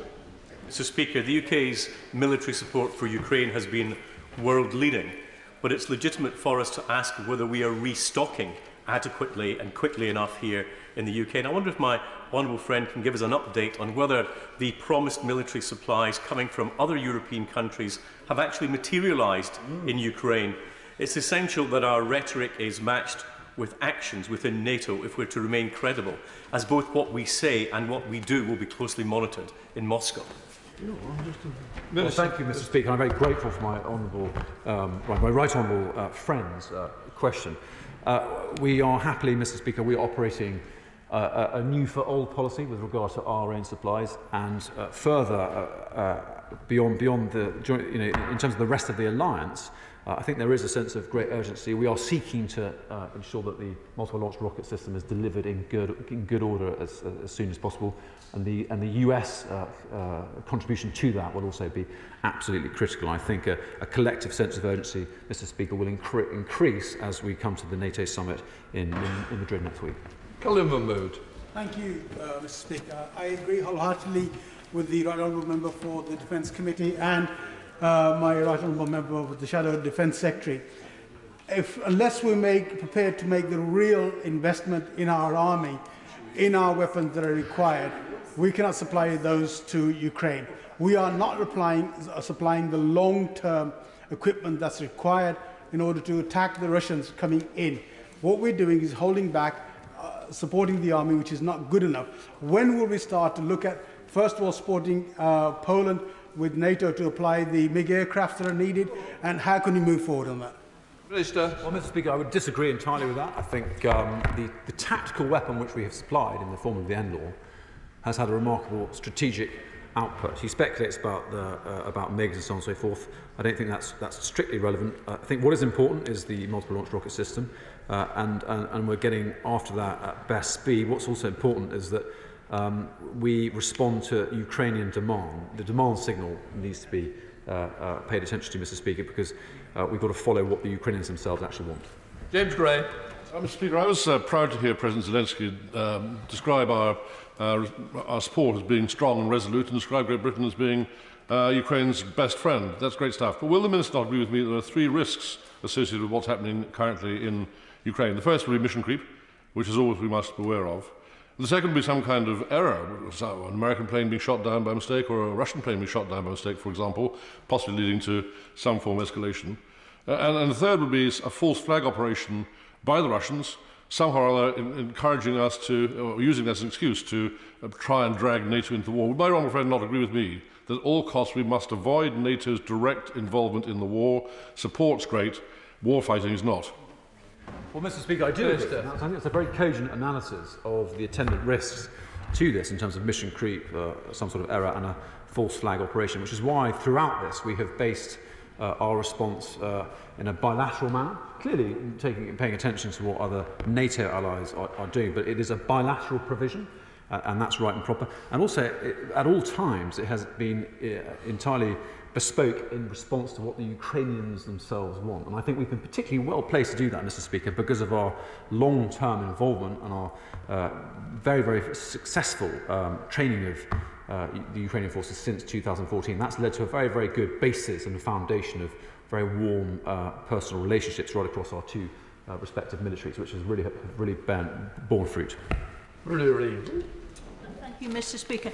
Given that the new head of the army, as has been mentioned already in this urgent question, has said the UK must forge an army capable of fighting alongside our allies and defeating Russia in battle, I found the Minister's response to the urgent question sounded a little complacent. Is he absolutely sure that that can be done whilst continuing with the 10,000 planned cuts in the army? Yeah. Because many of us are not sure about that. Yeah.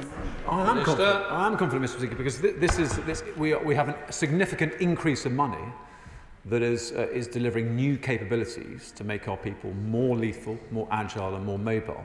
And this is a body of work that's been underway since during the last couple of years, expressed in the Defence Command paper published in March 2021. This is nothing new. We've been at this for a couple of years, and rightly so. I congratulate the government on the very significant material now being provided to Ukraine. But what is the government's current assessment of the possibility of Russia using tactical nuclear weapons in Ukraine? And can he confirm that plans are in place with our allies to deal with this in the horrific event of their use? Minister. Well, Mr. Speaker, of course we in the department consider all scenarios. I think we regard that still as a very unlikely possibility, but the Ministry of Defence, Mr. Speaker, like everyone else in defence, is always ready. Jamie Stone. Mr. Speaker, we've all seen the appalling atrocities that have been uncovered in Bucha and Irpin, and there's no doubt that these atrocities have been perpetrated by Russian forces. We've also seen 60 people killed in a school in Luhansk following Russian shelling. So my question, Mr. Speaker, is this: is it not time for the Russian military units, including the mercenary groups, including the Wagner group with their sinister death, is it not that time for them to be prescribed as terrorist organisations? Well, Mr. Speaker, he makes a good point, and I agree with the sentiment, and we sincerely hope that, and this is already happening, that these criminals, they appear to be criminals in many cases, especially with regard to the appalling atrocities committed, the apparent murder of civilians in Bucha and elsewhere. We sincerely hope that the individuals involved will be brought before the International Criminal Court. And it makes the point, Mr. Speaker, that Putin's invasion of Russia, invasion of Ukraine, which is how we must phrase it, Putin's invasion of Ukraine has debased the entire Russian nation and its military, and those involved in it at every level must be held to account. Dr. Andrew Morrison. What does my honourable friend make of Putin's increasingly aggressive tone towards Lithuania in relation to the Kaliningrad enclave? Does he agree with me that one way to approach this would be to accelerate and expedite the accession of Sweden and Finland to NATO, and will he do everything in his power to shore up our NATO ally to make sure that Putin's aggression is met with an appropriate response, which will make sure that he does nothing against that country, for the consequences will be very severe indeed? Well, Mr. Speaker, I'm grateful for that question. I think what it shows is that actually he's losing. It's bluster, and it's illustrative of his massive loss of confidence. He thought he was going to get less NATO because of this outrageous invasion. He's getting more NATO, and we much look forward to Sweden and Finland and their very highly capable militaries joining the alliance. Clive Efford. Thank you, Mr. Speaker. This argument of more for less that we're hearing from the government is what we've heard from them in virtually every area of public expenditure, whether it's the health service, social care, local government services, cutting 21,000 police officers that wouldn't result in a rise in crime, which did. And is the Minister aware that the 10,000 planned cut in troops will result in the smallest army we've had since 1714? Shouldn't this actually suggest that the government should review that in the light of Russia's invasion of Ukraine? Minister. Well, Mr. Speaker, it's not more for less. It's doing more with more, because we've got a £24 billion uplift. Defence expenditure is going up, and I hope he appreciates that. Thank you, Mr. Speaker. The quantity of weaponry required by Ukraine currently vastly exceeds the amount that's pledged by NATO allies, and the amount that's pledged significantly exceeds the amount that has actually been delivered. To give the example that the Minister raised on MRLS, 300 of those systems are estimated to be required, 50 have been pledged, and the United Kingdom has delivered just 3. What is our plan and that of our allies, particularly European allies, who simply don't have the stocks of these weapons to boost production as quickly as possible? Minister. Mr. Speaker, he should rest assured that Every sinew is being strained. I think some of the time has been taken up in the necessary provisions. For example, the operatives need to be trained so that target acquisition and the proper use of these kind of munitions can be made. But I think this is a top priority, and I hope that the imperative and the fact we have the NATO conference in Madrid next week, Mr. Speaker, will be another lever to expedite this outcome. Kevin Robinson. Mr. Speaker, the Minister will be aware that people in my constituency hold great admiration for Talos and the provision of NLAWs and Starstreak and the ability for Ukrainians to have the power to defend themselves. But further to that question, and I do think it is worthy of further examination, there are many platforms that we are providing to Ukraine where reproduction simply is not possible, where it's not something that a switch can be flicked immediately, that some of these systems have been decommissioned and are not in active production. So how does the Minister expect the House to have confidence in the assertion that what we give, we will get back? Minister? Well, Mr. Speaker, what we are doing is ensuring that all commercial production is radically accelerated, and he will know how complex that is and multifaceted. It's not easy. I'm not pretending it is, but the full effort of the department and our allies is resolutely focused on this. Aaron Bell. Thank you, Mr. Speaker. Could I thank my honourable friend for his statement, and could I praise the additional support we're offering the Ukraine? As he said, NATO is the bedrock of our collective security. As he remarked, we've got 2 new members seeking to join. Could I welcome the government of Finland and Sweden's decisions to join? Completely understandably now we've seen what Putin is capable of. And could my honourable friend, the Minister, update the House as to what support we will be giving Finland and Sweden as they seek to join the alliance? Minister. Well, Mr. Speaker, it's a very good question. That is a discussion that's underway. My right honourable friend, the Defence Secretary, has visited both countries very recently to initiate those discussions.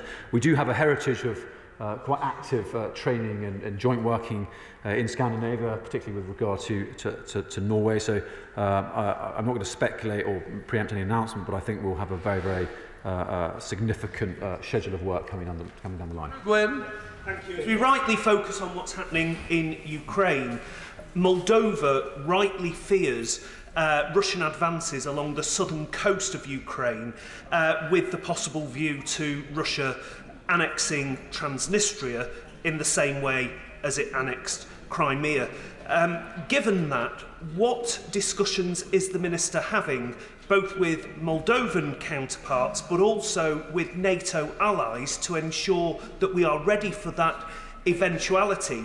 And how, given that we are likely to be in this for a very long time, is he building that coalition so that it is stable going forwards and that we don't do what I suspect Putin wants us to do in the West, blink, get bored and wander off? We cannot allow that to happen.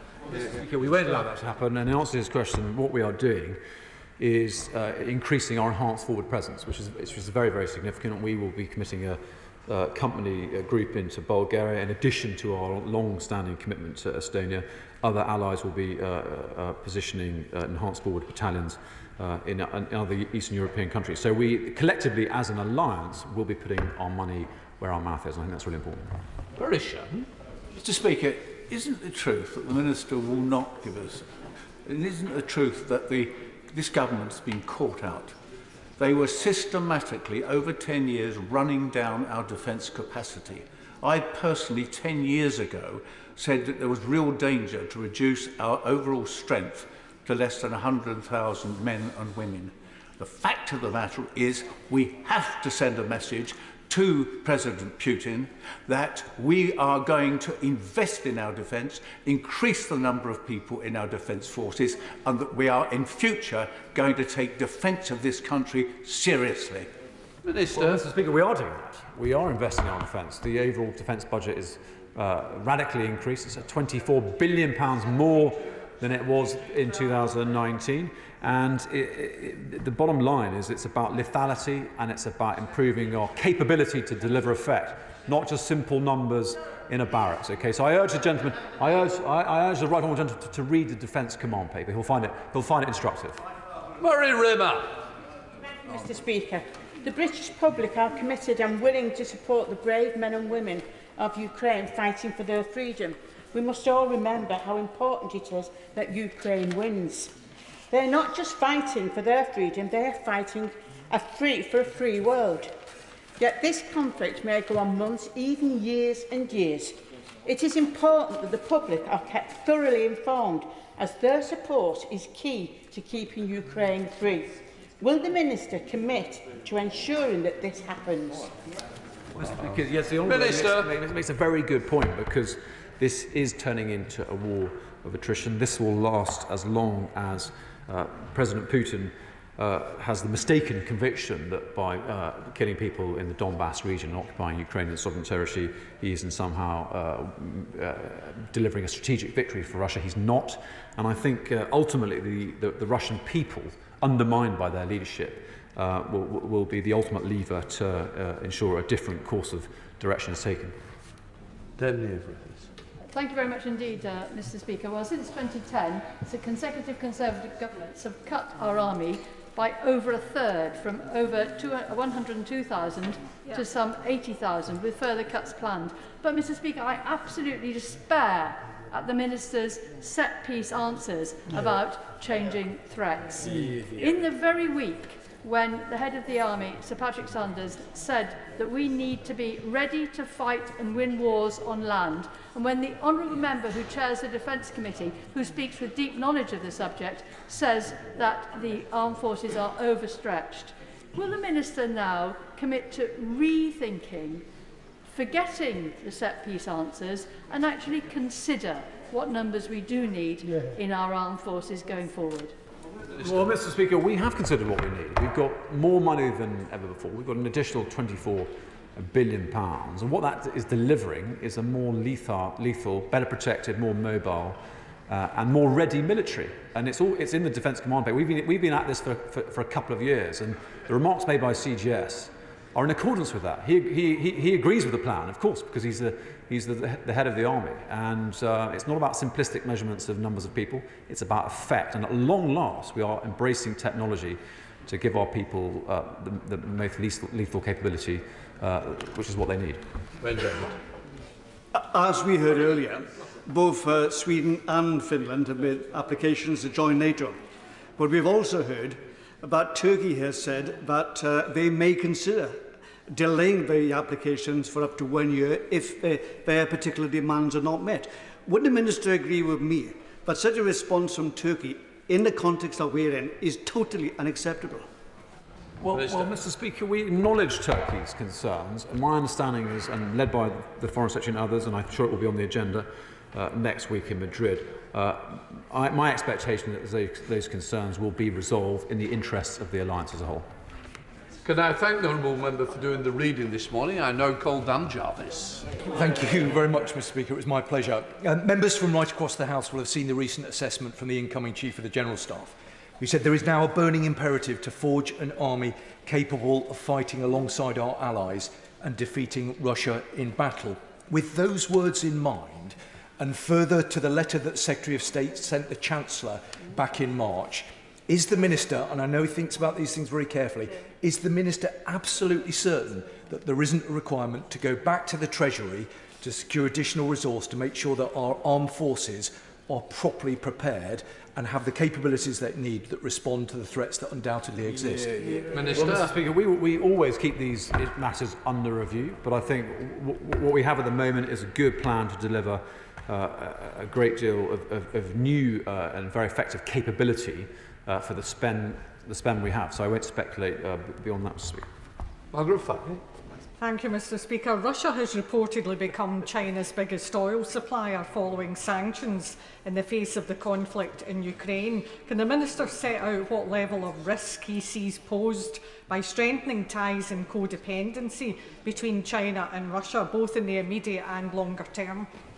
Well, Mr. Speaker, that's an interesting question. That is an interesting question. And clearly, the dividend for China in the immediate term is a great deal of very, very cheap or much cheaper energy, which I'm sure will reap the benefit. But actually, I think in the longer term, the lesson for China is actually about the willingness of Western European nations, together with the US, to stand up for the integrity of sovereign nations, something that won't be lost on the Chinese.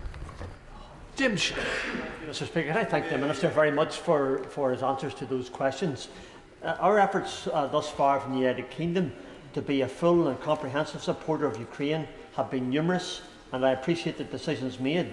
However, the longer the much smaller Ukraine fights, the more soldiers and equipment they lose against a much larger and better resourced Russia. Minister, has the time now come for us to step forward and do much more with our NATO allies, in particular the Star Strike missiles? Well, Mr. Speaker, that's a very pertinent question. Indeed, I think we are doing much more, and I think the recipe for success is much more energy in terms of capacity building for the Ukrainians, and that's, I think, why we are now in active discussions about delivering training to the Ukrainian army. It is a war of attrition, but I think we mustn't make the mistake of thinking that this is not bleeding Russian capabilities very, very badly indeed. They won't be able to. They will try and keep it up for a very long time, but we mustn't think that this is not hurting the Russian military very, very badly indeed. That completes the question. We're now going to come to the statement. I'll let those who wish to leave before the changeover. Right, let us call the Transport Secretary of State to make the statement. Grant Sharps. Mr. Speaker, with permission, I'd like to make a statement on the rail strikes. We're now less than 8 hours away from the biggest railway strike since 1989. A strike orchestrated by some of the best paid union barons, representing some of the better paid workers in this country, which will cause misery and chaos to millions of commuters. And Mr. Speaker, this weekend we've seen union leaders use all the tricks in the book to confuse, to obfuscate, to mislead the public. Not only do they wish to drag the railway back to the 1970s, they're also employing the tactics of bygone unions too, deflecting accountability for their strikes onto others, attempting to shift the blame for their action that will cause disruption and will cause damage to millions of people, and claiming that others are somehow preventing an agreement to their negotiation. But, Mr. Speaker, I don't think the public will be hoodwinked. The families who will be unable to visit, they laugh, Mr. Speaker, but the families will be unable to visit their relations, music fans hoping to go to Glastonbury, the students unable to get to their exams, their GCSEs and their A-levels, businesses just beginning to recover from COVID, and people who will miss out on their medical treatment because of these strikes. That is what they are supporting, Mr. Speaker. They know that this week's rail strikes, created by the unions, organised by the unions, is the full responsibility of the unions too. Of course, we're all doing our utmost to get the unions and the rail industry to agree a way forward and call off the strikes. Because in discussions like this, it's always the employer and the unions who need to get together and negotiate. And in this case, that's the train operating companies, it's Network Rail, and it's their union representatives. Mr. Speaker, we are not the employer, and we will not undermine the process as well. And I hear the calls of the Labour leadership opposite saying we should somehow get involved and perhaps invite the unions for beer and sandwiches to discuss the situation. Well, Mr. Speaker, we all know the leader of the opposition thinks that beer and curry is a work meeting, but we will be leaving this to the employers, who are the right people to negotiate with the unions. Indeed, the unions are in daily talks with the employers. Or at least they were, until they walked out an hour ago to go and hold a press conference saying that the strikes would be on. And, Mr. Speaker, we're doing everything we can, despite these strikes, to minimise the disruption throughout the entire network. We're working with the Civil Contingency Secretariat, the government's emergency planning team, to keep critical supply chains open wherever possible.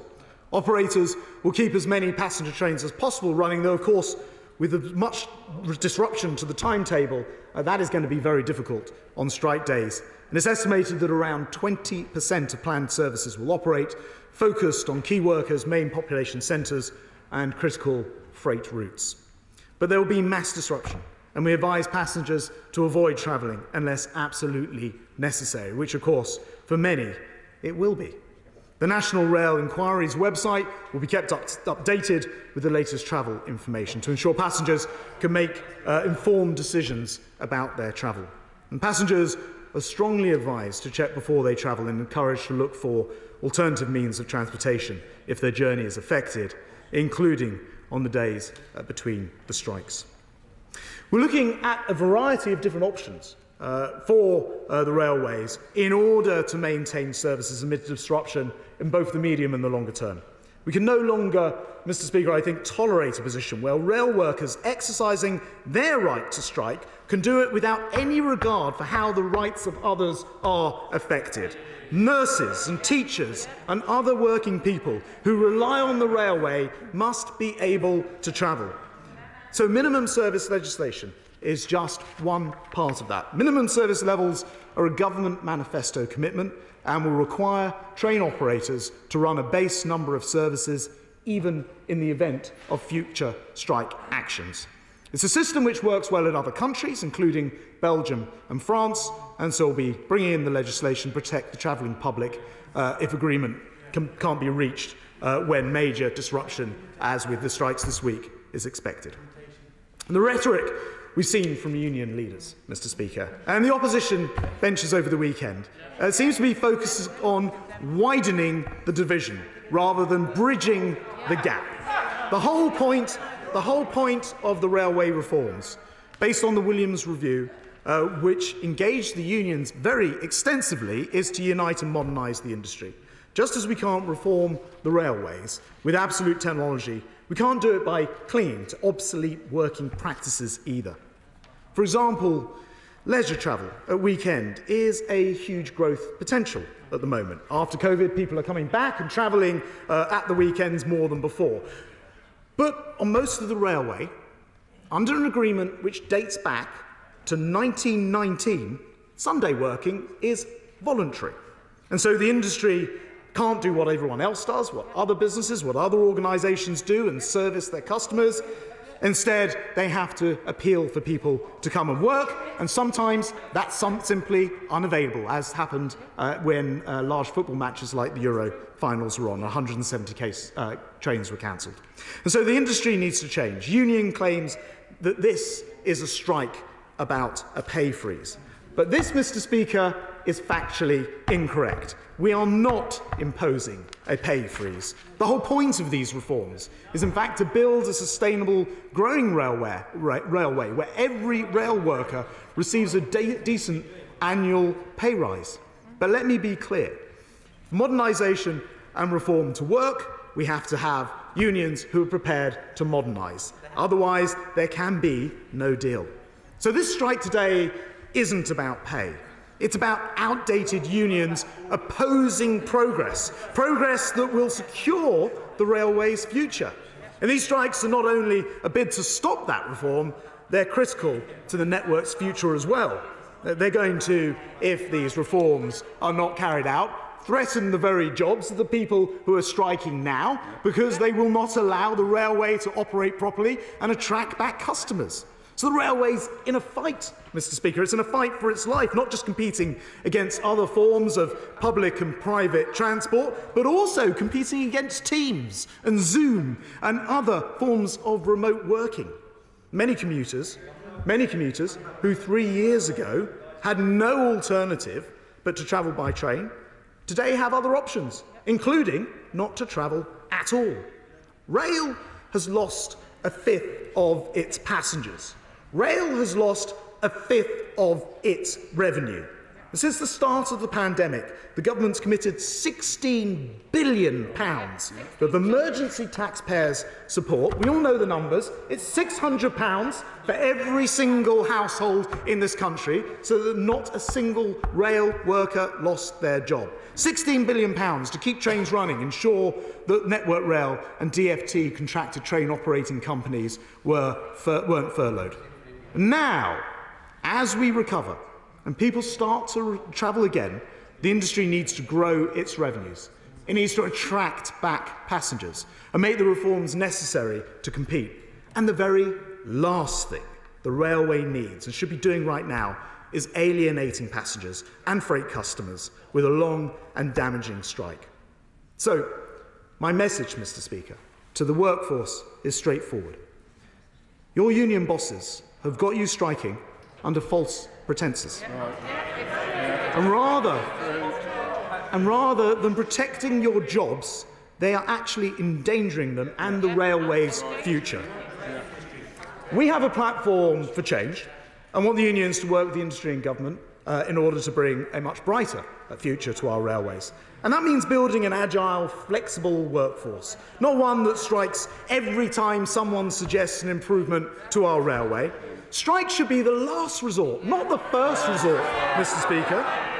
They'll stop customers choosing rail, they'll put jobs at risk, they'll cause misery across the country, they'll hit businesses trying to recover from COVID, they'll hurt railway workers themselves. So please, let's stop dividing the railway industry and let's start working for a brighter future.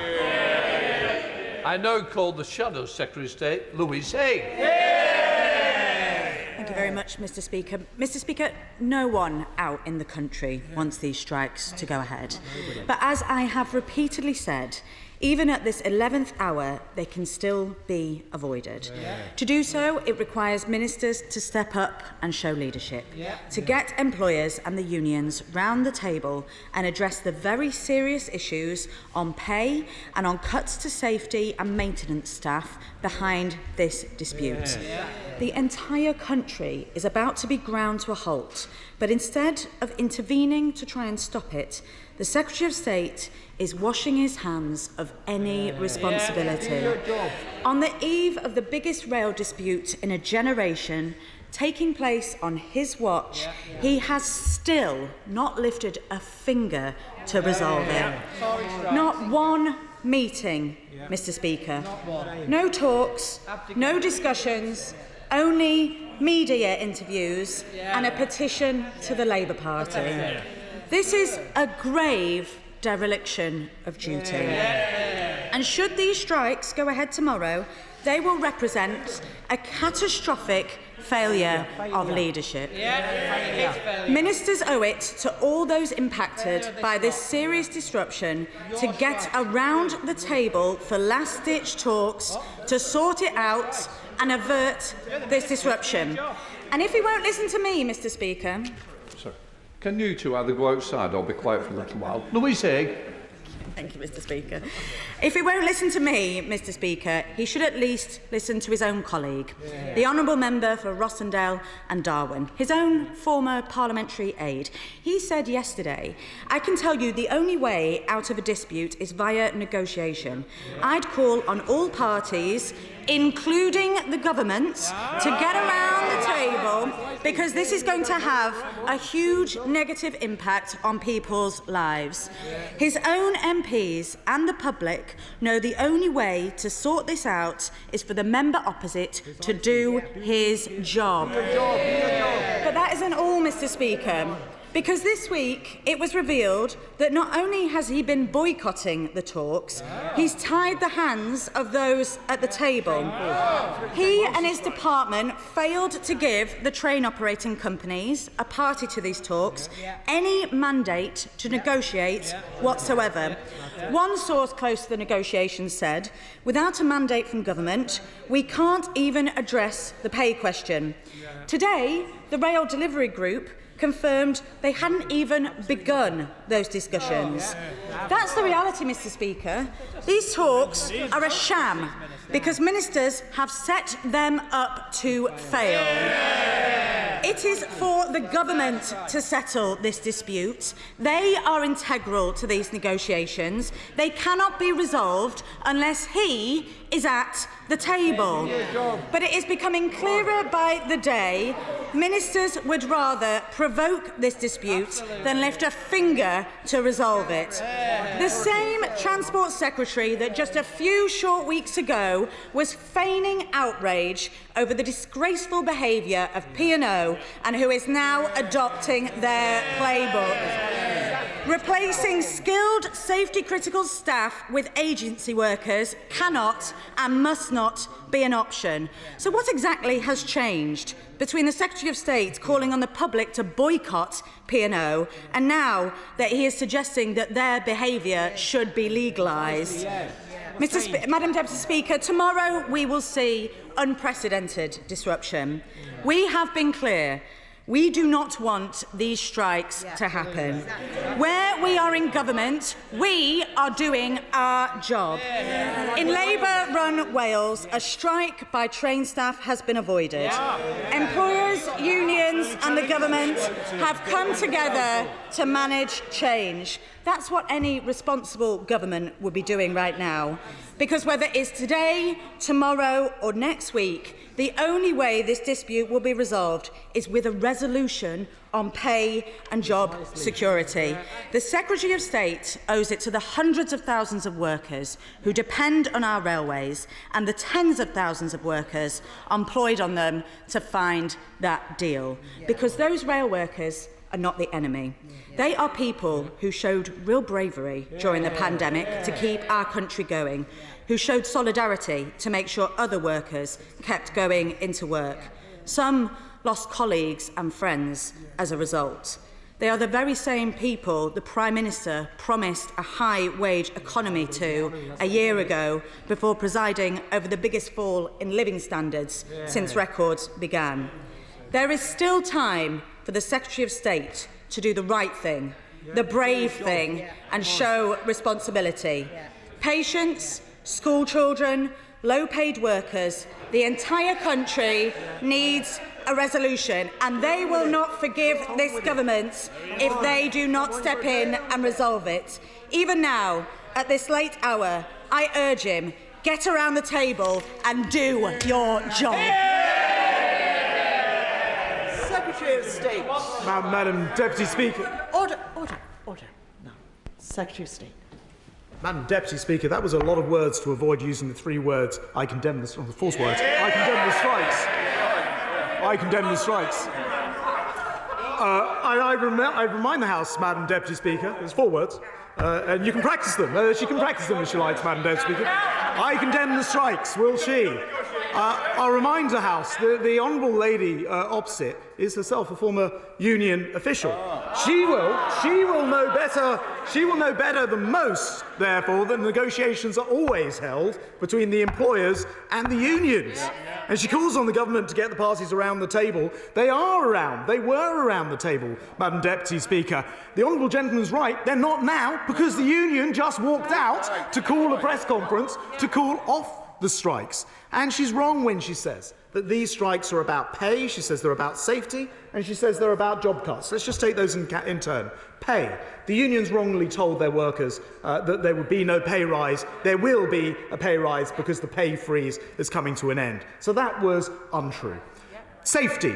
It is unsafe to have people walking down the track looking at the lines in order to check their condition when it can be done by trains which can take 70,000 pictures a minute and drones which can look at the lines overhead. Safety is about updating these outdated working practices, and if she cared about safety, she'd cared about modernisation. And job cuts. She will know that there's already been a call for voluntary job cuts. In fact, 5,000 plus people came forward for that. 2,700 have been accepted. This is about ensuring that we have a railway fit for the post-COVID world. And it is therefore crazy that the RMT jumped the gun. And before talks were even given a chance to get anywhere, they launched into strikes. And her calls for government to be more involved is just a desperate attempt to deflect from the fact that the Labour Party, who themselves, let it be put on the record, have received £250,000 from the RMT union between them and their CLPs.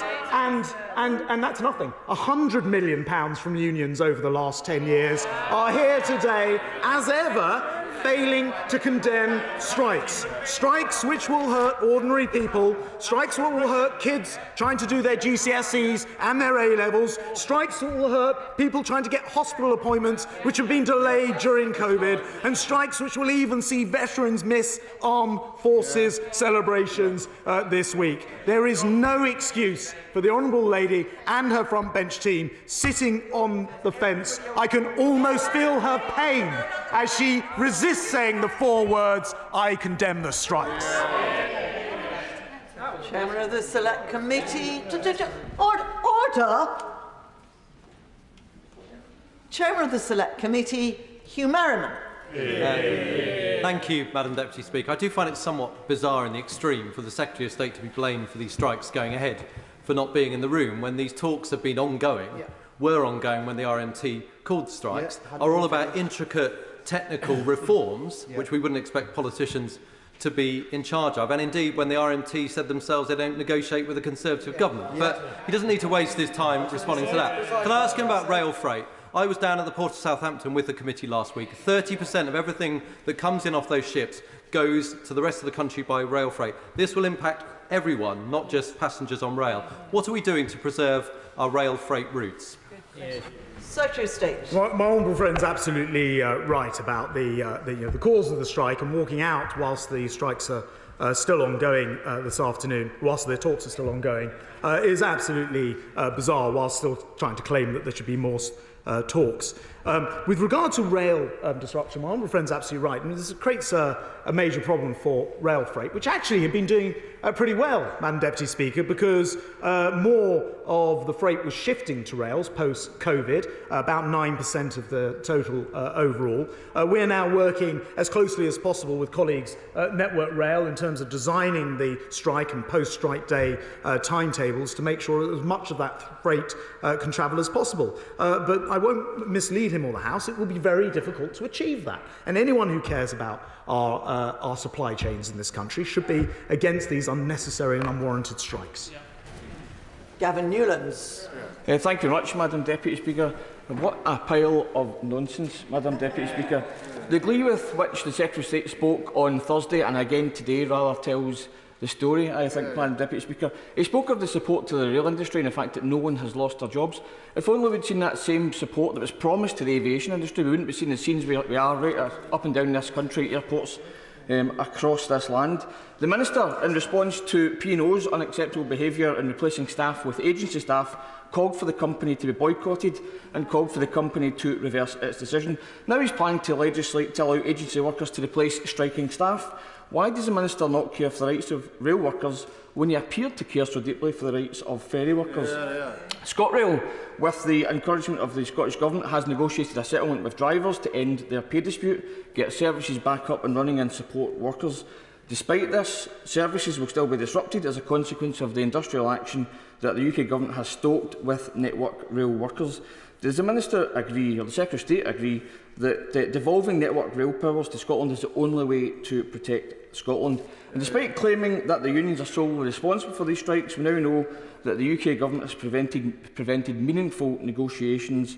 And with inflation heading over 10% and a Tory cost of living crisis, how can the Minister explain or defend preventing negotiations on wage increases unless stoking an industrial dispute to force through anti-union laws is actually the Government's aim? And finally, Madam Deputy Speaker, I wonder if the Secretary of State shares my concern for the welfare of the Scottish Conservatives, none of whom are actually with us today.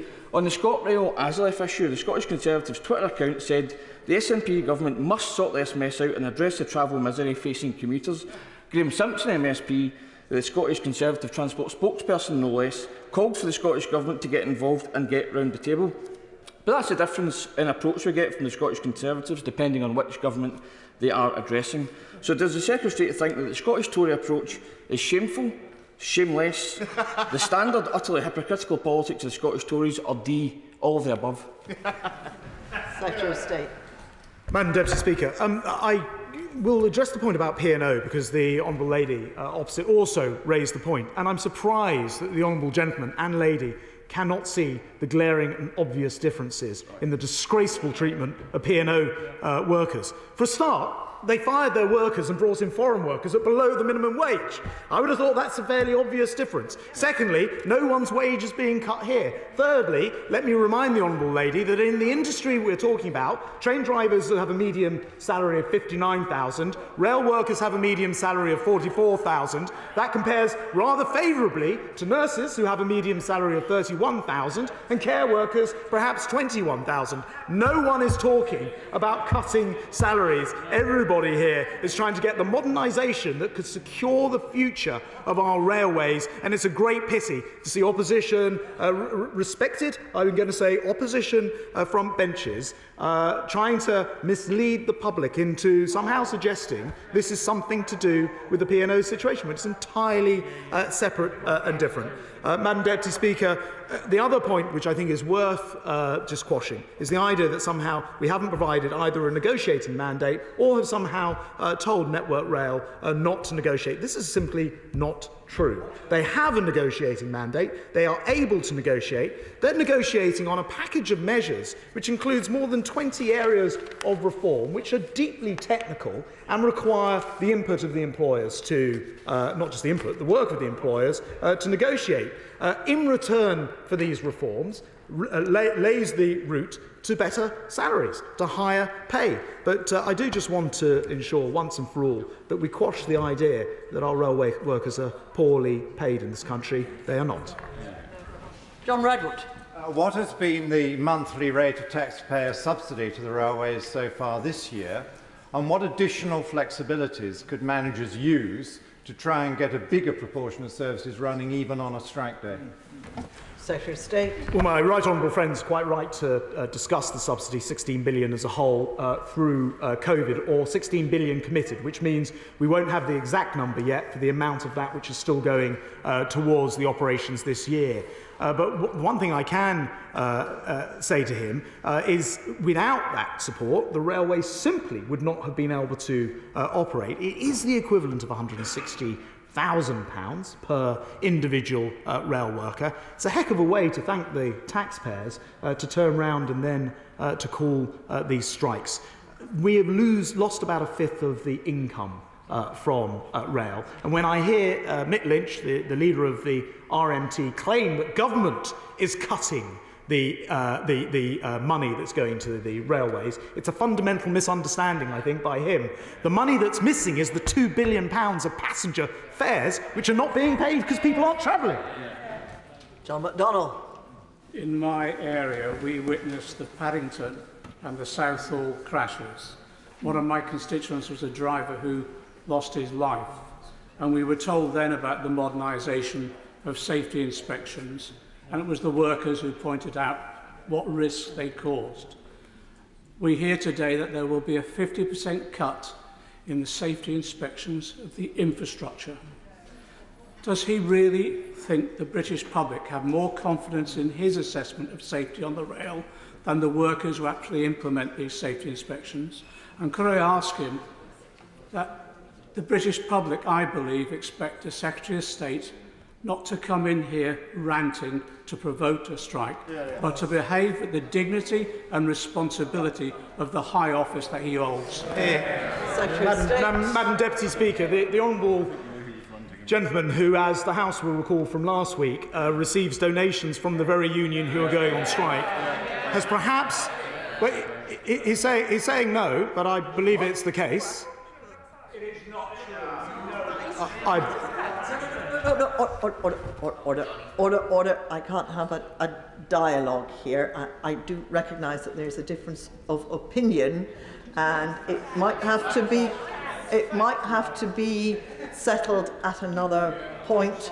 We will stick to this point, and if the honourable gentleman wants to raise the matter later, I will listen to him. Secretary of State. Madam Deputy Speaker, like the honourable gentleman, though, this is why we do have a lot in common. I had the very sad rail accident of Hatfield in my constituency, and next to where I live, Potters Bar as well. And those were two major rail accidents where the maintenance of the railway was absolutely key. This figure of 50% reduction in safety staff is something that I've heard Mick Lynch of the RMT say. What is wrong about this is that, as I explained in my main statement, if we can have automation trains taking 70,000 images per minute and using drones and other technologies, not using those things is putting our railway at risk, because the modern standards that are required for maintenance aren't available. And he asked how I know about this. As Transport Secretary, I have the unfortunate task of having to read all of the Rail Accident Investigation Branch investigations and sometimes respond to coroners as well. I, with great sadness, was recently reading one of a man who was killed whilst walking along the track to maintain it. We need to get rid of these outdated, outmoded ways of carrying out maintenance and really look after the safety of the railways. Sir Peter Bottomley. I think the House will appreciate that the way of dealing with increasing rail safety and reducing risk to rail workers is not really across the floor of the House. It's actually between the employers and the union safety representatives, and further progress should come. The rail unions have a 6-month authority to cause industrial disruption. They shouldn't be using it straight away. In my view, on behalf of my passengers, most of whom earn less than rail workers, some of whom don't earn anything at all because they're students trying to take exams this week, would prefer it if both sides of the House could call on the unions to postpone these disputes until they won't affect so many people so harshly. I think, as one of the most union-friendly Conservatives, my voice isn't necessarily going to be heard by the union leaders, but if Labour would join in, we could, in a cross-party way, say postpone these strikes this week, get on with the talks and negotiations, and if people want to take time off to go to a TUC or Labour rally, they come back to the talks, they don't just go to the media. Well, my honourable friend's absolutely right about this, of course. I mean, the absolute truth is we need to have modernisation. We need to improve our railways, and if we work together to do this, we can have a far improved railway, passengers brought back, ease of things like ticketing, where at the moment, only 1 in 8 tickets are actually purchased in a ticket office, and yet we've got the same setup with people still sat behind the glass as we've had since the 1990s. My honourable friend's absolutely right. We can modernise these railways and improve them, and I think what's required is the Labour side, who are much closer to the unions, endorsing that. And Madam Deputy Speaker, perhaps to clear up the exchange just before with the honourable gentleman, I understand that it's his constituency Labour Party that have received the £30,000 in RMT funding. Rachel Maskell. Thank you, Madam Deputy Speaker. When there is an impasse in negotiation, it is the responsibility of all the partners to do whatever they can to resolve that dispute. I've been talking today to railway workers, and they are desperate to see an end to this dispute, but they do need a change in the dynamic. So will the Secretary of State get off his grandstanding and enter the room which unions are willing to occupy and engage in dialogue? See where that takes him. Madam Deputy Speaker, I suspect the honourable lady, who herself, her own constituency Labour Party, received £3,000 from the RMT, may have missed the press conference that the leader of her union was providing an hour ago now, where he made clear that he walked out of those talks that she's encouraging the employers to go back into. We are ready to speak. We want to see this settled. Pay offers have been put down. The modernisation is required in return. It takes 2 to tango. Nikki Aiken. Madam Deputy Speaker, UK Hospitality, the Hospitalities Trade Association, believes that these strikes tomorrow, Thursday and Saturday are going to have a massive effect on the hospitality industry. And we're not just talking about the major employers, we're talking about the small, family-run restaurants, cafes. Does my right honourable friend agree with me that really, rather than doing these strikes, the RMT should be going back to the talks and trying to stop these strikes so we can protect the jobs within the important hospitality industry? Madam Deputy Speaker, my honourable friend's absolutely right. I mean, it's, these strikes are going to cost, of course, the railway a lot. They'll cost people who are unable to travel, and often the lowest paid people particularly badly, because those are often the jobs where you still physically have to turn up. There's probably not a sector that will suffer more than the hospitality sector. It's completely unforgivable, just as this country is recovering from COVID, to artificially and without good cause, and whilst negotiations are still continuing, and on the false prospectus of there not being pay rises when there are always going to be pay rises, to call their members out on strike. Sarah Olney. Thank you very much, Madam Deputy Speaker. The Secretary of State has mentioned on a number of occasions the various different people who are going to be seriously impacted by this strike, the exam students, those with medical appointments, many, many others. Given that the Secretary of State insists that there is nothing he could possibly have done to avert this strike, can he tell us instead what conversations he's had with the NHS, with education leaders and others to understand what his department can do to help health and education staff get to work for the rest of this week to support critical industry? Madam Deputy Speaker, I am grateful to the Honourable Lady for her question, and indeed I think for her vote as well, because when this House last week voted with a 278 majority condemning the strikes, I believe that her and her party were in the lobby putting their position clearly on the record, unlike the official opposition. She asked about those discussions with the NHS, with teachers and the rest. I'm engaged with the Civil Contingency Secretariat, CCS, which is the part of government which coordinates between myself and fellow Secretaries of State across government in order to try to, as far as is possible, ease some of the strains and stresses that will come, for example, with exams where people may turn up late, and we've been working with the exam authorities on that as well. But there is no magic solution to this. There are 2,500 stations in this country, over 20,000 miles of track plus. The fact of the matter is, if you close them down, as the unions are doing, a lot of people will suffer. Andrew Selous. My constituents from Leighton Buzzard and Dunstable pay enormous sums of money to commute into London. Has the Secretary of State done any modelling on the impact of some of these pay rises which are being asked for, on the ability of people to be able to afford to travel on the railways? Madam Deputy Speaker, as Transport Secretary, a lot of the times people talk to me and complain indeed about the cost of a ticket on our rail, which can be very high. It's worth knowing that a third of a ticket price is made up of the salary to run the trains. Now, as I've said all along, I want to see our railway workers paid well for doing their work. In fact, they are paid very well for doing their work. But it must be the case that we run our railways as efficiently as possible in order to keep the ticket price down for customers, for the passengers. And that is the most important part of the reforms that are needed. It's really what's at the heart of this strike, unfortunately. Not pay, but the reform. And in answer to his question about his constituents, I am arranging so that people who have annual season tickets, rather than having to rely on a sort of delay repay system, are able to apply and get their money back for the days they're unable to travel this week. Margaret Greenwood. Thank you, Madam Deputy Speaker.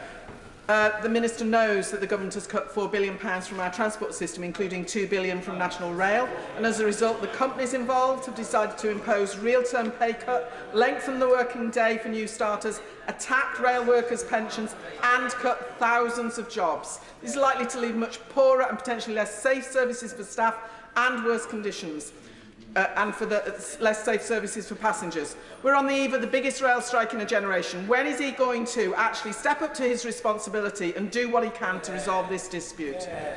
Madam Deputy Speaker, I'm afraid reading the RMT brief is what leads members opposite into believing a bunch of untruths. Let me start with the first one. A £4 billion cut, she says. £4 billion cut.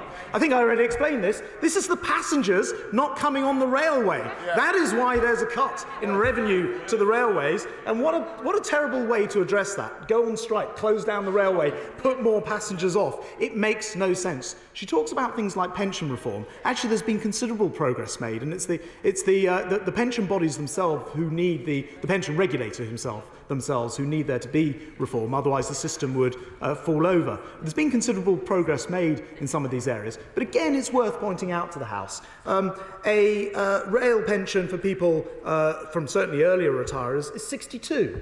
It's 62. The pension can be about £40,000 a year. The point is that these are rightly generous terms, but it has to come in return for reforms to the rail system, otherwise it will fall over. It's not the government cutting money, it's passengers not travelling. Jack Burton. Thank you, Madam Deputy Speaker. Mere Station was announced at the weekend, and it's absolutely fantastic that we're moving to the next stage of the Restoring Your Railways Fund. Would my right honourable friend agree with me that at this time, just when we're trying to attract more people back onto the railways and when we're investing in things like Mere Station and the Restoring Your Railways programme, it's absolutely not the right thing to be striking, and these totally reckless actions by the unions must be condemned? My honourable friend's absolutely right. And here's the thing, you know, I know what they'd love to do is paint us as being anti-railway, like we want to close it down or we don't care about it. The opposite is true. There's never been a government for decades, perhaps never, who's invested this much in the railway. If you think about the £96 billion for the Integrated Rail Review, if you think about that's in the North and the Midlands, if you think about the £35 billion of ongoing improvements and maintenance and upgrades, a Mere Station, that fantastic announcement, I think part of the Restoring Your Railways bid, reversing the beaching cuts, there's never been a government more pro-rail. We just need a union who are prepared to work to enable it to continue to thrive in the future. Olivia Blake. Thank you, Madam Deputy Speaker. And just to declare an interest, my father-in-law is a train driver and a member of the RMT. I am very saddened to hear that from the other benches now we are not hearing the same loving rhetoric towards our railway staff that we heard during the pandemic.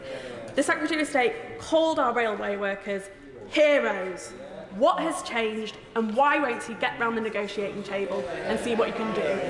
I thank the honourable lady and wish her relation well in his job, and I hope he can get back to it very soon. I've just explained this government's putting £96 billion into Northern Powerhouse Rail, £35 billion into upgrades, restoring your railway, more money into that. There's never been a more pro-rail government, as far as I can see in history. But it's also the case that during the pandemic, we pumped £16 billion in, £600 per head per household in this country, £160,000 per railway worker equivalent to keep them in their jobs. We love the railways. I like the people who work in them as well. I just want them to work, that's all. Paul Maynard. Thank you. I'm sure the Secretary of State will join with me in thanking the wider members of the railway family who will have to come together to sustain a skeleton service over the coming week. Will he draw a conclusion, though, from the 2016 Southern and Thames Link strike, where a lack of familiarity with the passenger assist service for disabled passengers meant many could not complete their journeys, in the worst-case scenario were left abandoned on deserted station platforms at the end of the last service of the day? When he discusses the contingency planning with the many train operators, but he bear that very salient point in mind, because it was forgotten last time and had to be relearnt yet again. I do pay tribute to my honourable friend, who's also a distinguished former rail minister, of course, and knows a great deal about the service. He's absolutely right about things like passenger assist, and we're expanding that service with, for example, speeding up the response times, introducing things like apps and standards to make sure that people can use our trains, and very shortly we'll complete the work which we promised on putting tactile pavements in around station platforms as well, to remove another potential risk from using our railways. So I'm fully on board with everything that he says. We just need our railways running though. Charlotte Nichols. Thank you, Madam Deputy Speaker.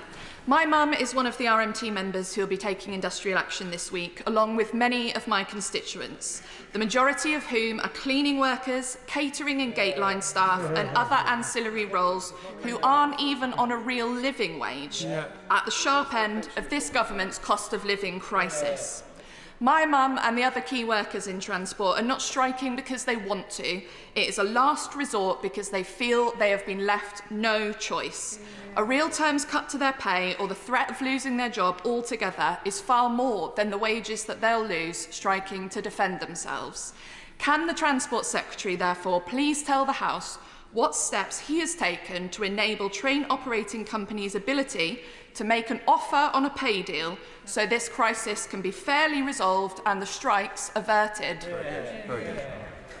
They have actually already made an offer. The Honourable Lady may not be aware, and indeed the RMT have talked about that this afternoon. They've clearly rejected it as well. She talks about the cost of living crisis, but fails to mention it's a global inflationary problem caused not only by coronavirus, but now a war in Ukraine that this country has helped to lead the response in. She talks about the salaries of people on the railway, and as I've said several times, I want the salaries to be higher. There'll be a pay increase this year for her mum and for everyone else. I think it is important to recognise that a responsible government has to make the judgment between, railway workers, nurses, teachers, care workers and many others. And in that regard, she should know that in the last 10 years, there's been a 39% increase in railway workers' salaries. That compares with just 16% for nurses. We do need to make sure that the fair settlement is fair for everybody. Marco Longhi.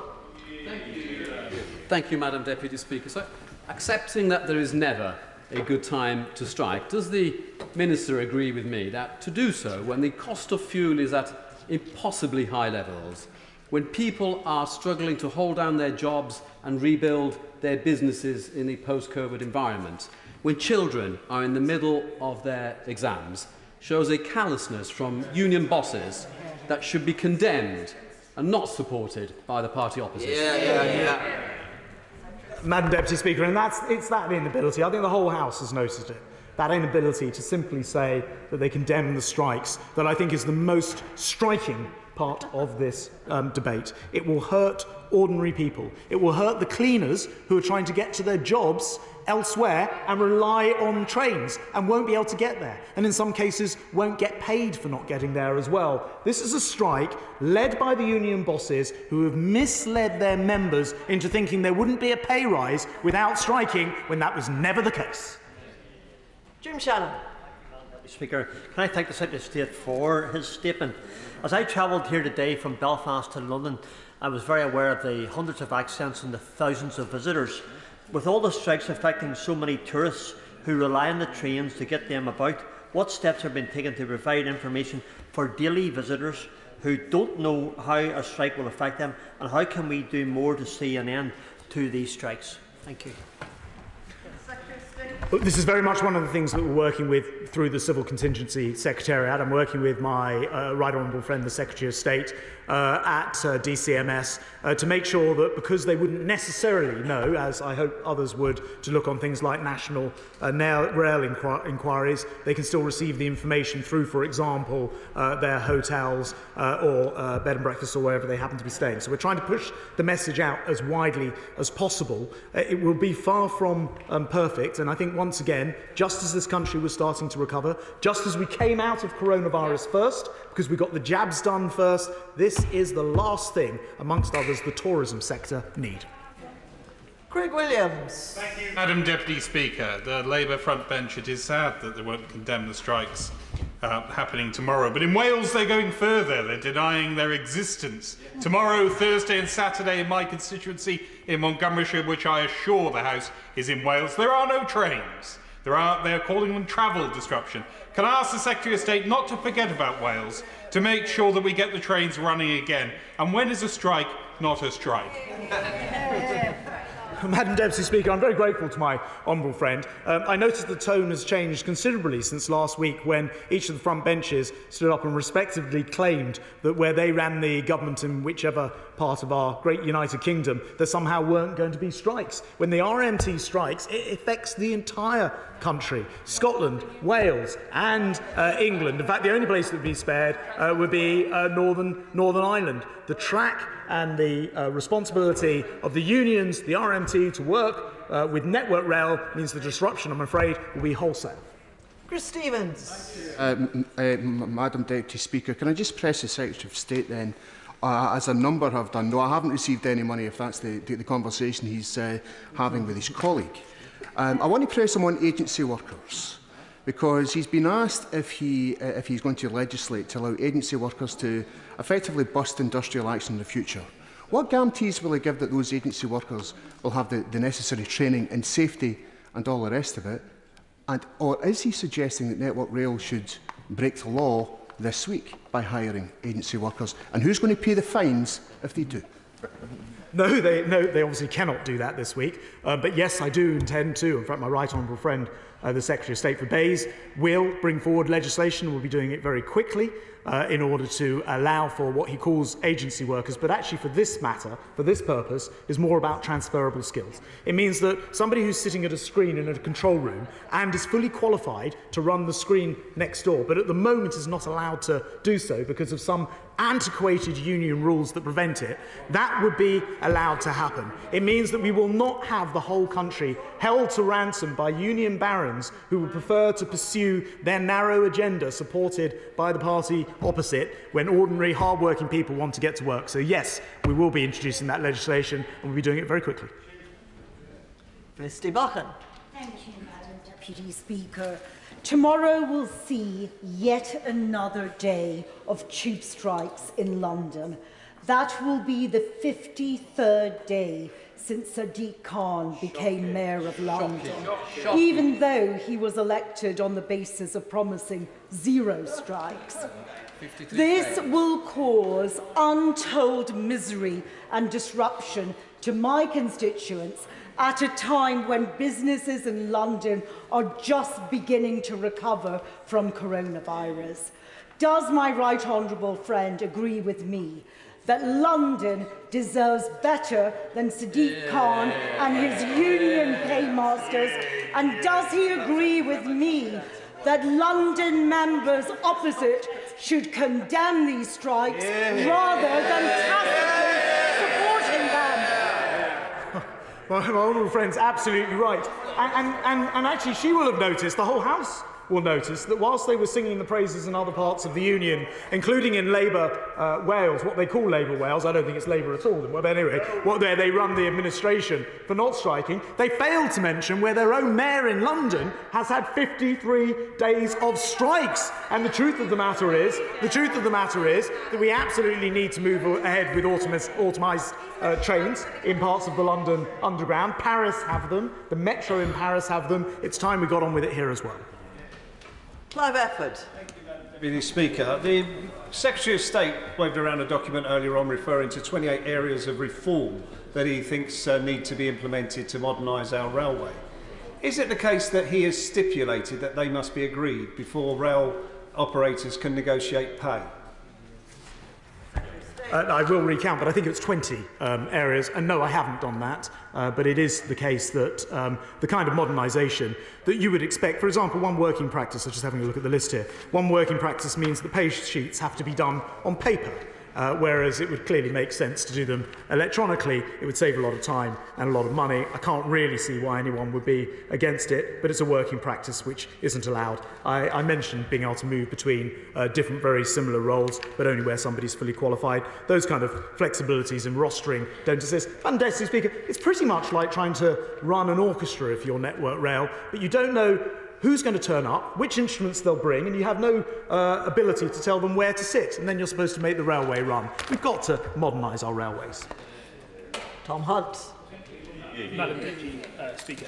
So we've got this Tuesday, this Thursday, many of my constituents will have to put up with this chaos. They'll also have to put up with it on Saturday, and also 2nd of July when ASLEF will also be organising a drivers' strike in Ipswich. But this is something we've got used to. Constant disruption at the weekends in Ipswich. Recently we had 6 weekends in a row where we had bus replacement services. Does my right honourable friend agree with me that weekend service should not be an afterthought, but increasingly it's becoming more important? My honourable friend's absolutely right. I just caught actually Mick Lynch, the leader of the RMT, on TV at his press conference after he walked out of the talks, saying that there's no need for any reductions or changes because 90% of the passengers have come back on the basis of last week's figures. It's completely wrong. Those numbers are not accurate. A fifth of the passengers are still missing. But there are the occasional lines and the occasional times where 90% plus have come back, and they tend to be at the weekends. It tends to be on the Saturday and the Sunday services. All the more reason why we need a 7-day railway, like any other business. We need to be able to run it on a Sunday, because compared with 1919, when these rules were put in place, the world has changed. Bill Esterson. My constituents won't be able to use Merseyrail trains tomorrow. Not because there's a strike at Merseyrail, there isn't, because Labour-run Liverpool City Region have met the rail unions and avoided strikes at Merseyrail. But there still won't be any trains in Merseyside because this Conservative Transport Secretary is responsible for Network Rail, where there is a strike and where he has refused to meet the unions for months. Labour has found a way to resolve potential disputes in Wales and in Merseyside. So what is it about this Transport Secretary that prevents him from finding solutions and stopping these strikes? So he might want to reflect the same question to the Mayor of London, I suppose, but for the same reasons. Look, I'm delighted that Merseyrail have been able to do their thing. I do hope that he will now join with me. Will he join with me in condemning the strikes now? Because I think actually it would have real weight from the Labour and Unionist Party, don't you? But they won't do it. They won't condemn these strikes, and millions of people up and down this country have taken note. Anna Firth. Speaker, does the Secretary of State agree with me that those on the other side who refuse to condemn these strikes have no regard to the potential effect on the exam results of children taking GCSEs and A-levels up and down the country?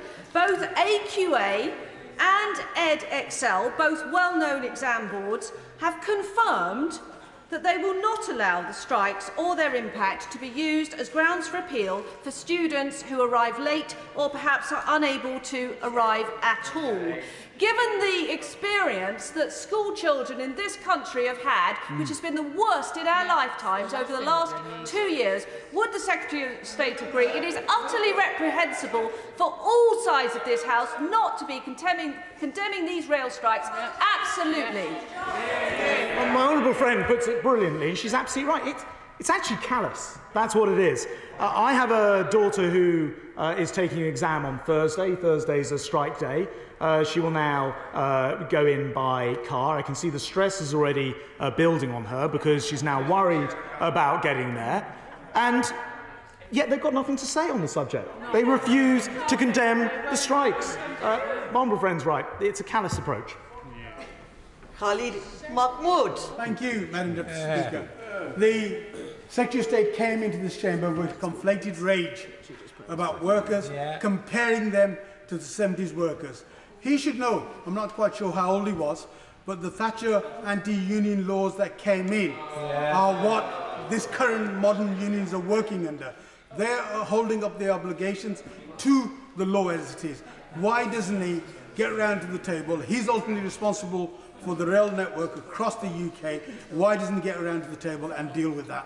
That's right, I can assure the honourable gentleman it's anything but confected rage when I see what's happening not just to my daughter and others taking exams, but hard-pressed people across the country who cannot get to their jobs and veterans who want to go and celebrate. And secondly, will he join me in condemning these strikes? Sarah Arthurton.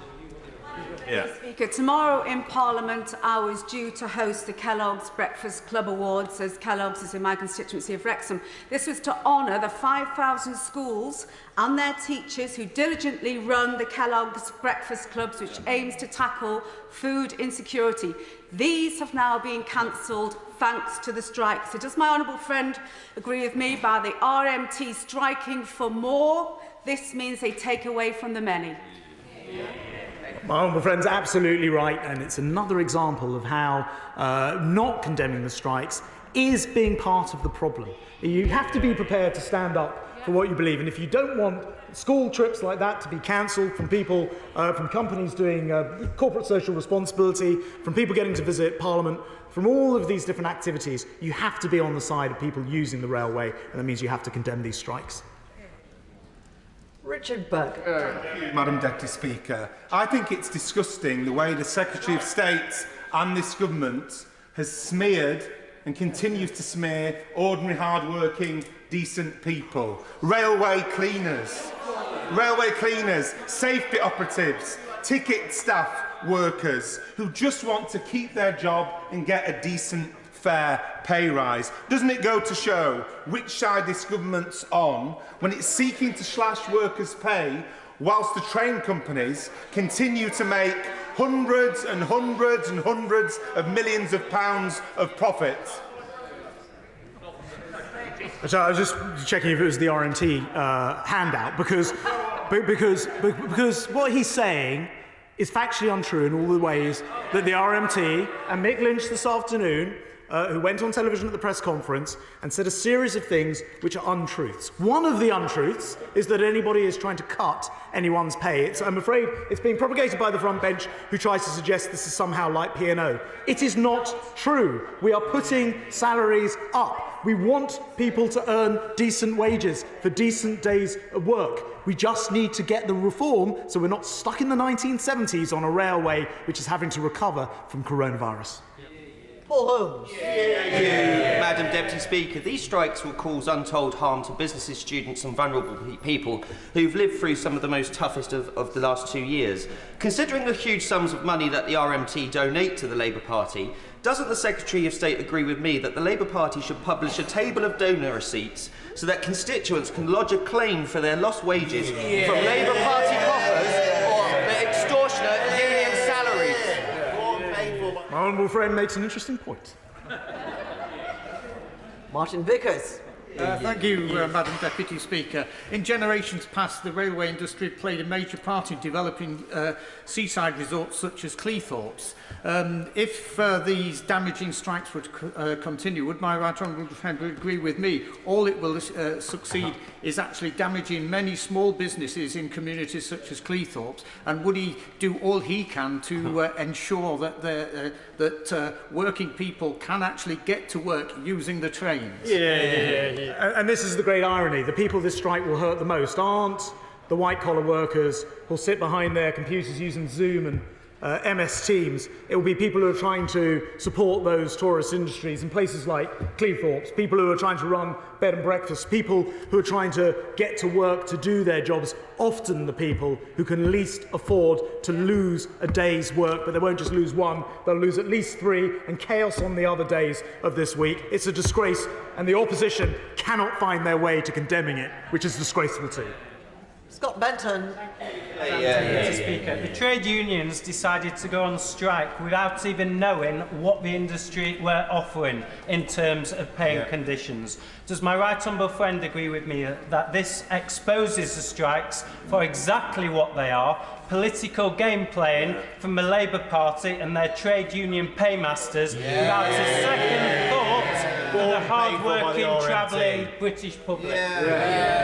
My honourable friend's exactly right, and he's seen through it. The leader, Mick Lynch, said he is nostalgic for the union power of the 70s. That is exactly what they're driving for. And as he rightly points out, he called out his members on strike, telling them the strike was about getting a pay increase, not telling them they would be getting a pay increase, because in fact the pay freeze had already ended.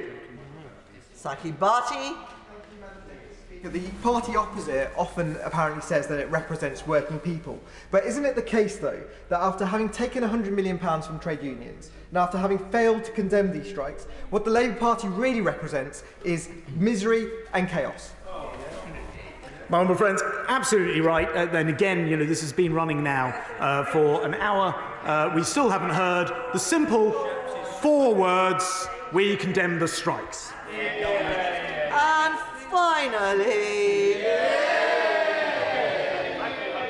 Lee Anderson. And Deputy Speaker, now then, this strike is a real kick in the teeth for the hard-working taxpayer who have really dug deep over the past 18 months to keep this industry alive. So does my right honourable friend agree with me that the party opposite, the spineless party opposite, should grow a backbone and condemn these strikes? Appropriate place to end, Madam Deputy Speaker. My honourable friend's absolutely right. People have dug deep. That's exactly what they've done. £600 per household. People are furious that they paid out that money to make sure that nobody lost their jobs. And what thanks have they got? Where's the reward? Where's the thank you for keeping the railway going? A strike that will put people out of pay, that will hit people's pockets once again, and the party opposite cannot even find their way to say, we condemn the strikes. It's a disgrace. Thank you. I thank the Secretary of State and everyone who took part in this item of business. And so we move on. Point of order, Rachel Maskell. I'm very grateful, Madam Deputy Speaker, to allow this point of order. I wonder if you could advise me about the advice that the Standards Commissioner gives to members. Ahead of last week's debate, considering these strikes, I sought counsel from the Standards Commissioner about the declaration of members' financial interests. As Madam Deputy Speaker, you will know that many members of the Labour Party have a relationship with the trade unions, one that we're incredibly proud of, including the RMT. Within the advice that I received from the Standards Commissioner ahead of that debate, and therefore ahead of today, in setting out the requirements for declaration, it says that members are required, subject to the paragraph below, to declare any financial interest which satisfy the test of relevance, including past financial interests normally limited to those active within the last 12 months. It is my recollection, Madam Deputy Speaker, that the general election was 2.5 years ago. So could she say if it's in order that we don't have to keep raising our register of financial interest 2.5 years after a declaration has been made? Well, I thank the Honourable Lady for her very reasonable point of order. And there has been some confusion as to what is required. The Honourable Lady read out advice and rules from the Standards Committee, and I believe that what she said is absolutely correct, and it's useful for the House to hear that. I cannot judge here and now, without having had a while to look at all of the circumstances, exactly what any individual honourable member should do when they have received or are receiving or have in the past received or might in the future received financial help. But I would say there is a very simple principle that transparency and honesty is always best. I know the Honourable Lady will agree with me on that, and if any member has doubt as to whether they should disclose anything about their own financial situation or not, I would suggest to them that they think about what is the honourable thing to do, what is the transparent and reasonable thing to do, rather than exactly where does the line come if this were to be challenged in a court of law or in a committee. If we all stick to principles rather than the exact black and white of the rules, then we are likely to have a parliament that works best. And I do honestly think that the vast majority of honourable members do act honourably in this respect. Does that answer the Honourable Lady's question? Thank you, Madam. Thank you. Point of order, Wendy Chamberlain. Thank you, Madam Deputy Speaker. Members may be aware of early editions of Saturday's Times, which included a story regarding the conduct of the Prime Minister when he was Foreign Secretary. The piece alleged that the Prime Minister attempted to appoint the then Carrie Symonds, now Carrie Johnson, as his Chief of Staff, a taxpayer-funded role, paying a significant salary. At the time, the relationship was not public. I have particular concerns regarding the disappearance of this story from the Times. A Downing Street spokesperson has confirmed they did contact the Times and asked them to retract the story, and it's been alleged the Prime Minister attempted to take out an injunction. Madam Deputy Speaker, following the resignation of the Prime Minister's independent adviser on ministerial standards last week, there is now no mechanism by which any investigation under the Ministerial Code can be undertaken into the Prime Minister's contact, other than the behest of the Prime Minister himself. While the Ministerial Code remains a matter for government, members will remain concerned regarding the standards and conduct of those in Downing Street. So, Madam Deputy Speaker, can you advise on ways which members of Parliament like myself might be able to make assessments of the Prime Minister's conduct in relation to standards following the resignation of the adviser? Thank you. I thank the Honourable Lady for her point of order, and of course it's not a point of order for the Chair. I understand that the honourable lady is using the device of a point of order in order to raise on the floor of the House a matter which she thinks is of political interest. My understanding is that this was an article in a newspaper. One can believe or not what one reads in a newspaper. If the honourable lady is concerned, as she said she is, about allegations which might have a bearing on matters to be considered by the Standards Committee, then of course she should raise the matter with the Standards Committee.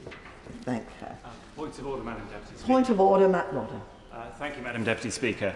An investigation by tonight's BBC Panorama programme appears to show that social media companies are still directing vulnerable young people to content which promotes the carrying of knives. The programme revealed this 1.5 years after my constituent, 13-year-old Oliver Stevens, was brutally murdered in a knife attack in a Reading Park that was linked to social media. To make matters worse, Madam Deputy Speaker, the Panorama investigation, I believe, shows that young people who are opposed to knife crime and who have stated they're opposed to it and are concerned about it are sent damaging content about knives. This is utterly appalling. Our whole community is shocked and deeply upset and indeed angry by the behaviour of these companies. And this is happening at the very time that the online safety bill is being debated at this House. Madam Deputy Speaker, thank you for allowing me to make this point of order, and I wonder if you could direct me as to how I can raise this with ministers. I thank the honourable gentleman for his point of order and for having given me notice of his intention to raise it. And first, may I say what a terrible tragedy it was that young Ollie Stevens, aged only 13, was murdered in this dreadful way, and no one must ever diminish such a dreadful occurrence. But I'm afraid that, as I said to the honourable lady, this is not a matter for the chair, but I understand the honourable gentleman's desire to use the device of a point of order to raise the matter on the floor of the House, and it will undoubtedly come to public attention if, as he has described, it is to be shown on television this evening. I would say two things to the honourable gentleman. One is, of course, as he points out himself, the online safety bill is currently going through the House, and therefore there is an opportunity for him to raise the matter then. Secondly, that of course he might wish to apply for an adjournment debate or something of that kind in order to have a proper discussion about a very serious matter here on the floor of the House. Thank you. And so we dispense with points of order and come to the matter of presentation of bills. As the House will be aware, we have a great many bills to be presented today. In order to save time and to get on with today's main business, where members are presenting more than one consecutive bill, I will accept private notice of the dates of second reading for those bills.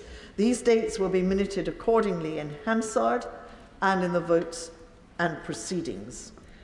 For members presenting individual bills, I will ask them to name the date for second reading in the usual way.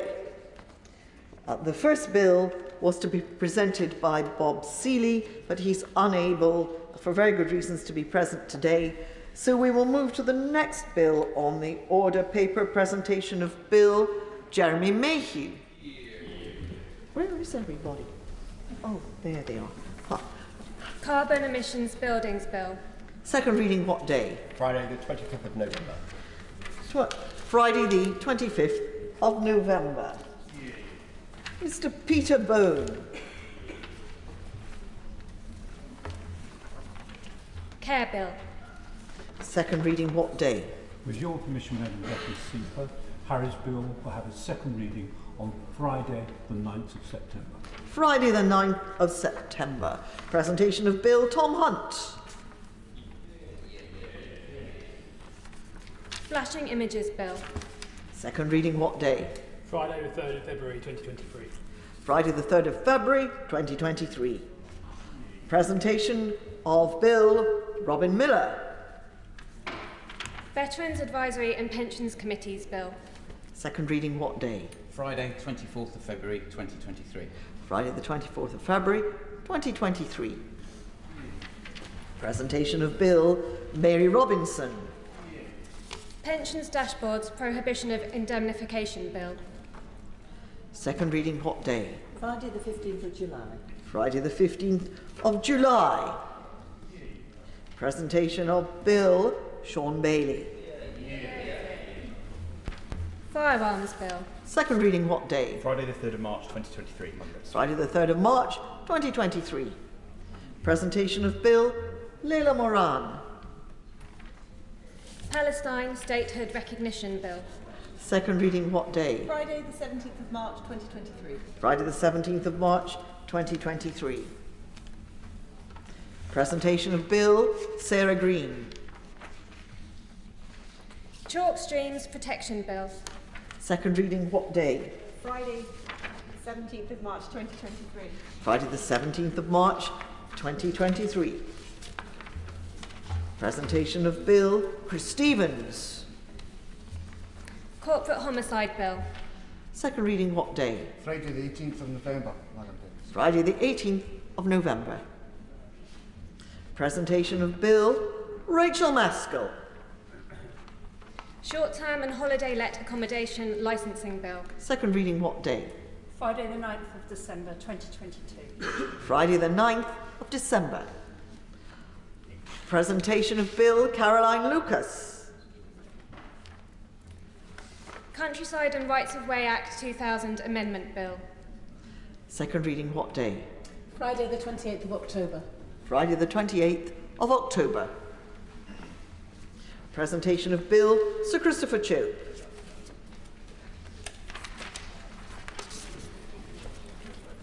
COVID Vaccine Damage Payments Bill. Second reading what day? Friday the 16th of September. Friday the 16th of September.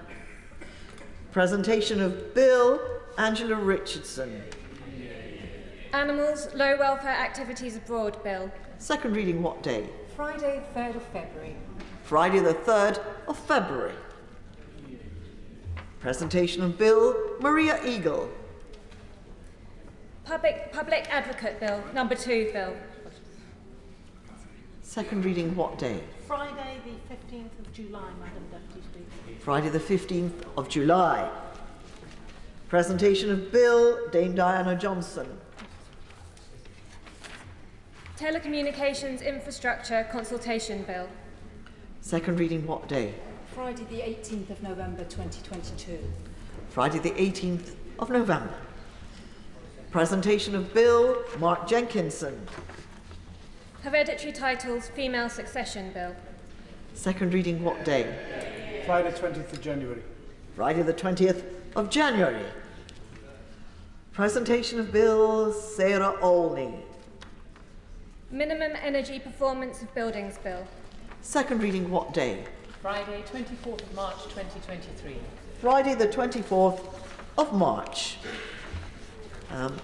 Owen Thompson is unable to be present today, so we move to the next bill on the order paper, presentation of Bill Fleur Anderson. Plastics Wet Wipes Bill. Second reading what day? Friday the 16th of September. Friday the 16th of September. Presentation of Bill Wendy Chamberlain. Public Bodies Representation from Devolved Nations Bill. Second reading what day? Friday 24th of March 2023. Friday 24th of March. Presentation of Bill Robbie Moore. Local Authority Boundaries Referendums Bill. Second reading what day? Friday the 24th of February 2023, Madam Deputy Speaker. Friday the 24th of February 2023. Presentation of Bill Nicky Aiken. Fertility Treatment Employment Rights Bill. Second reading what day? Friday the 25th of November 2022. Friday the 25th of November. Presentation of Bill Anthony Brown. Hare's Close Season Bill. Second reading what day? Friday, the 9th of December. Friday the 9th of December. Presentation of Bill Scott Benton. Workers' Predictable Terms and Conditions Bill. Second reading what day? Friday the 3rd of February, Madam Deputy. Friday the 3rd of February. Helen Morgan is unable to be present today, so we move to the next bill on the order paper. Presentation of Bill Laura Farris.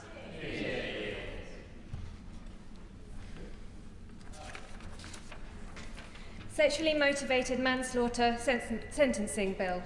Second reading what day? Friday the 25th of November. Friday the 25th of November. Presentation of Bill Daisy Cooper. Access to Elected Office Fund Report Bill. Second reading what day? Friday the 17th of March 2023. Friday the 17th of March. Tim Farron is unable to be present today, so we move to the next bill on the order paper. Presentation of Bill Giles Watling. Copyright and Performers' Rights Extended Collective Licensing Bill. Second reading what day? Friday, 25th of November, 2022. Friday the 25th of November. Presentation of Bill Jim Shannon.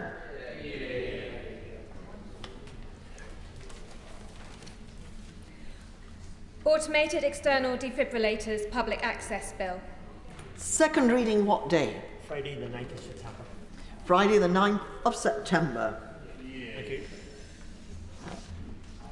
We have multiple bills from Mr. Bone. Presentation of bills, Mr. Peter Bone.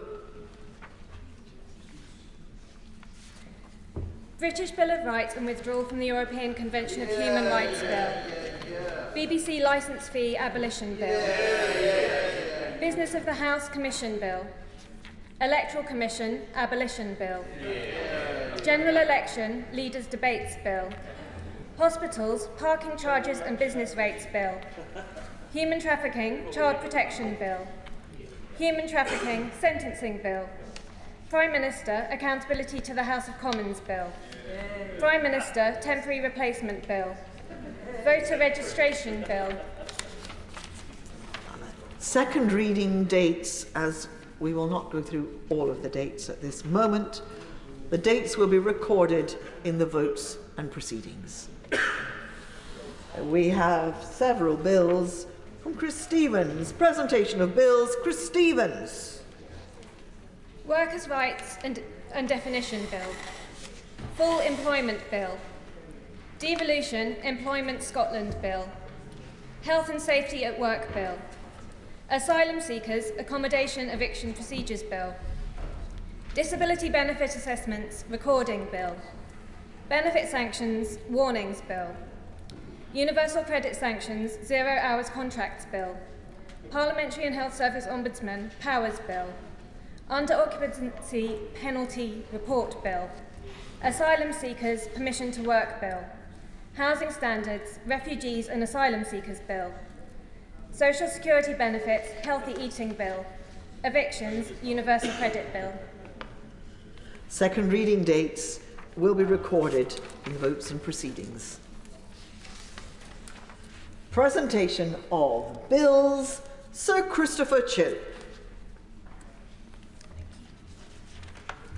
Mobile Homes Act 1983 Amendment Bill. Mobile Homes Pitch Fees Bill.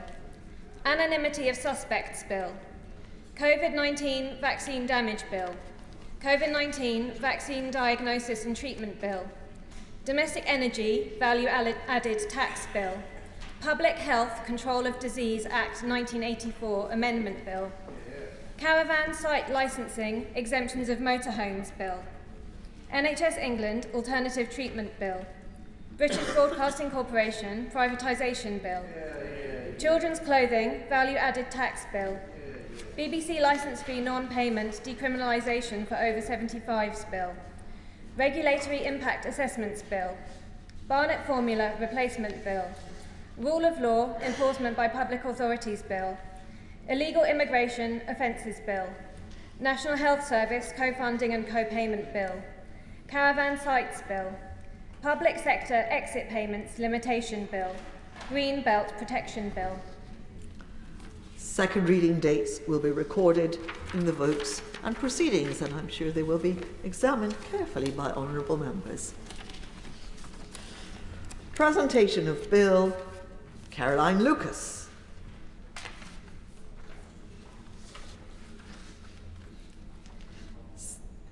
Decarbonisation and Economic Strategy Bill. Second reading what day? Friday the 28th of October. Presentation of Bill, Robbie Moore. Participation in Court Proceedings, Live Links Bill. Second reading what day? Friday the 24th of March 2023. Presentation of Bill, Rachel Maskell.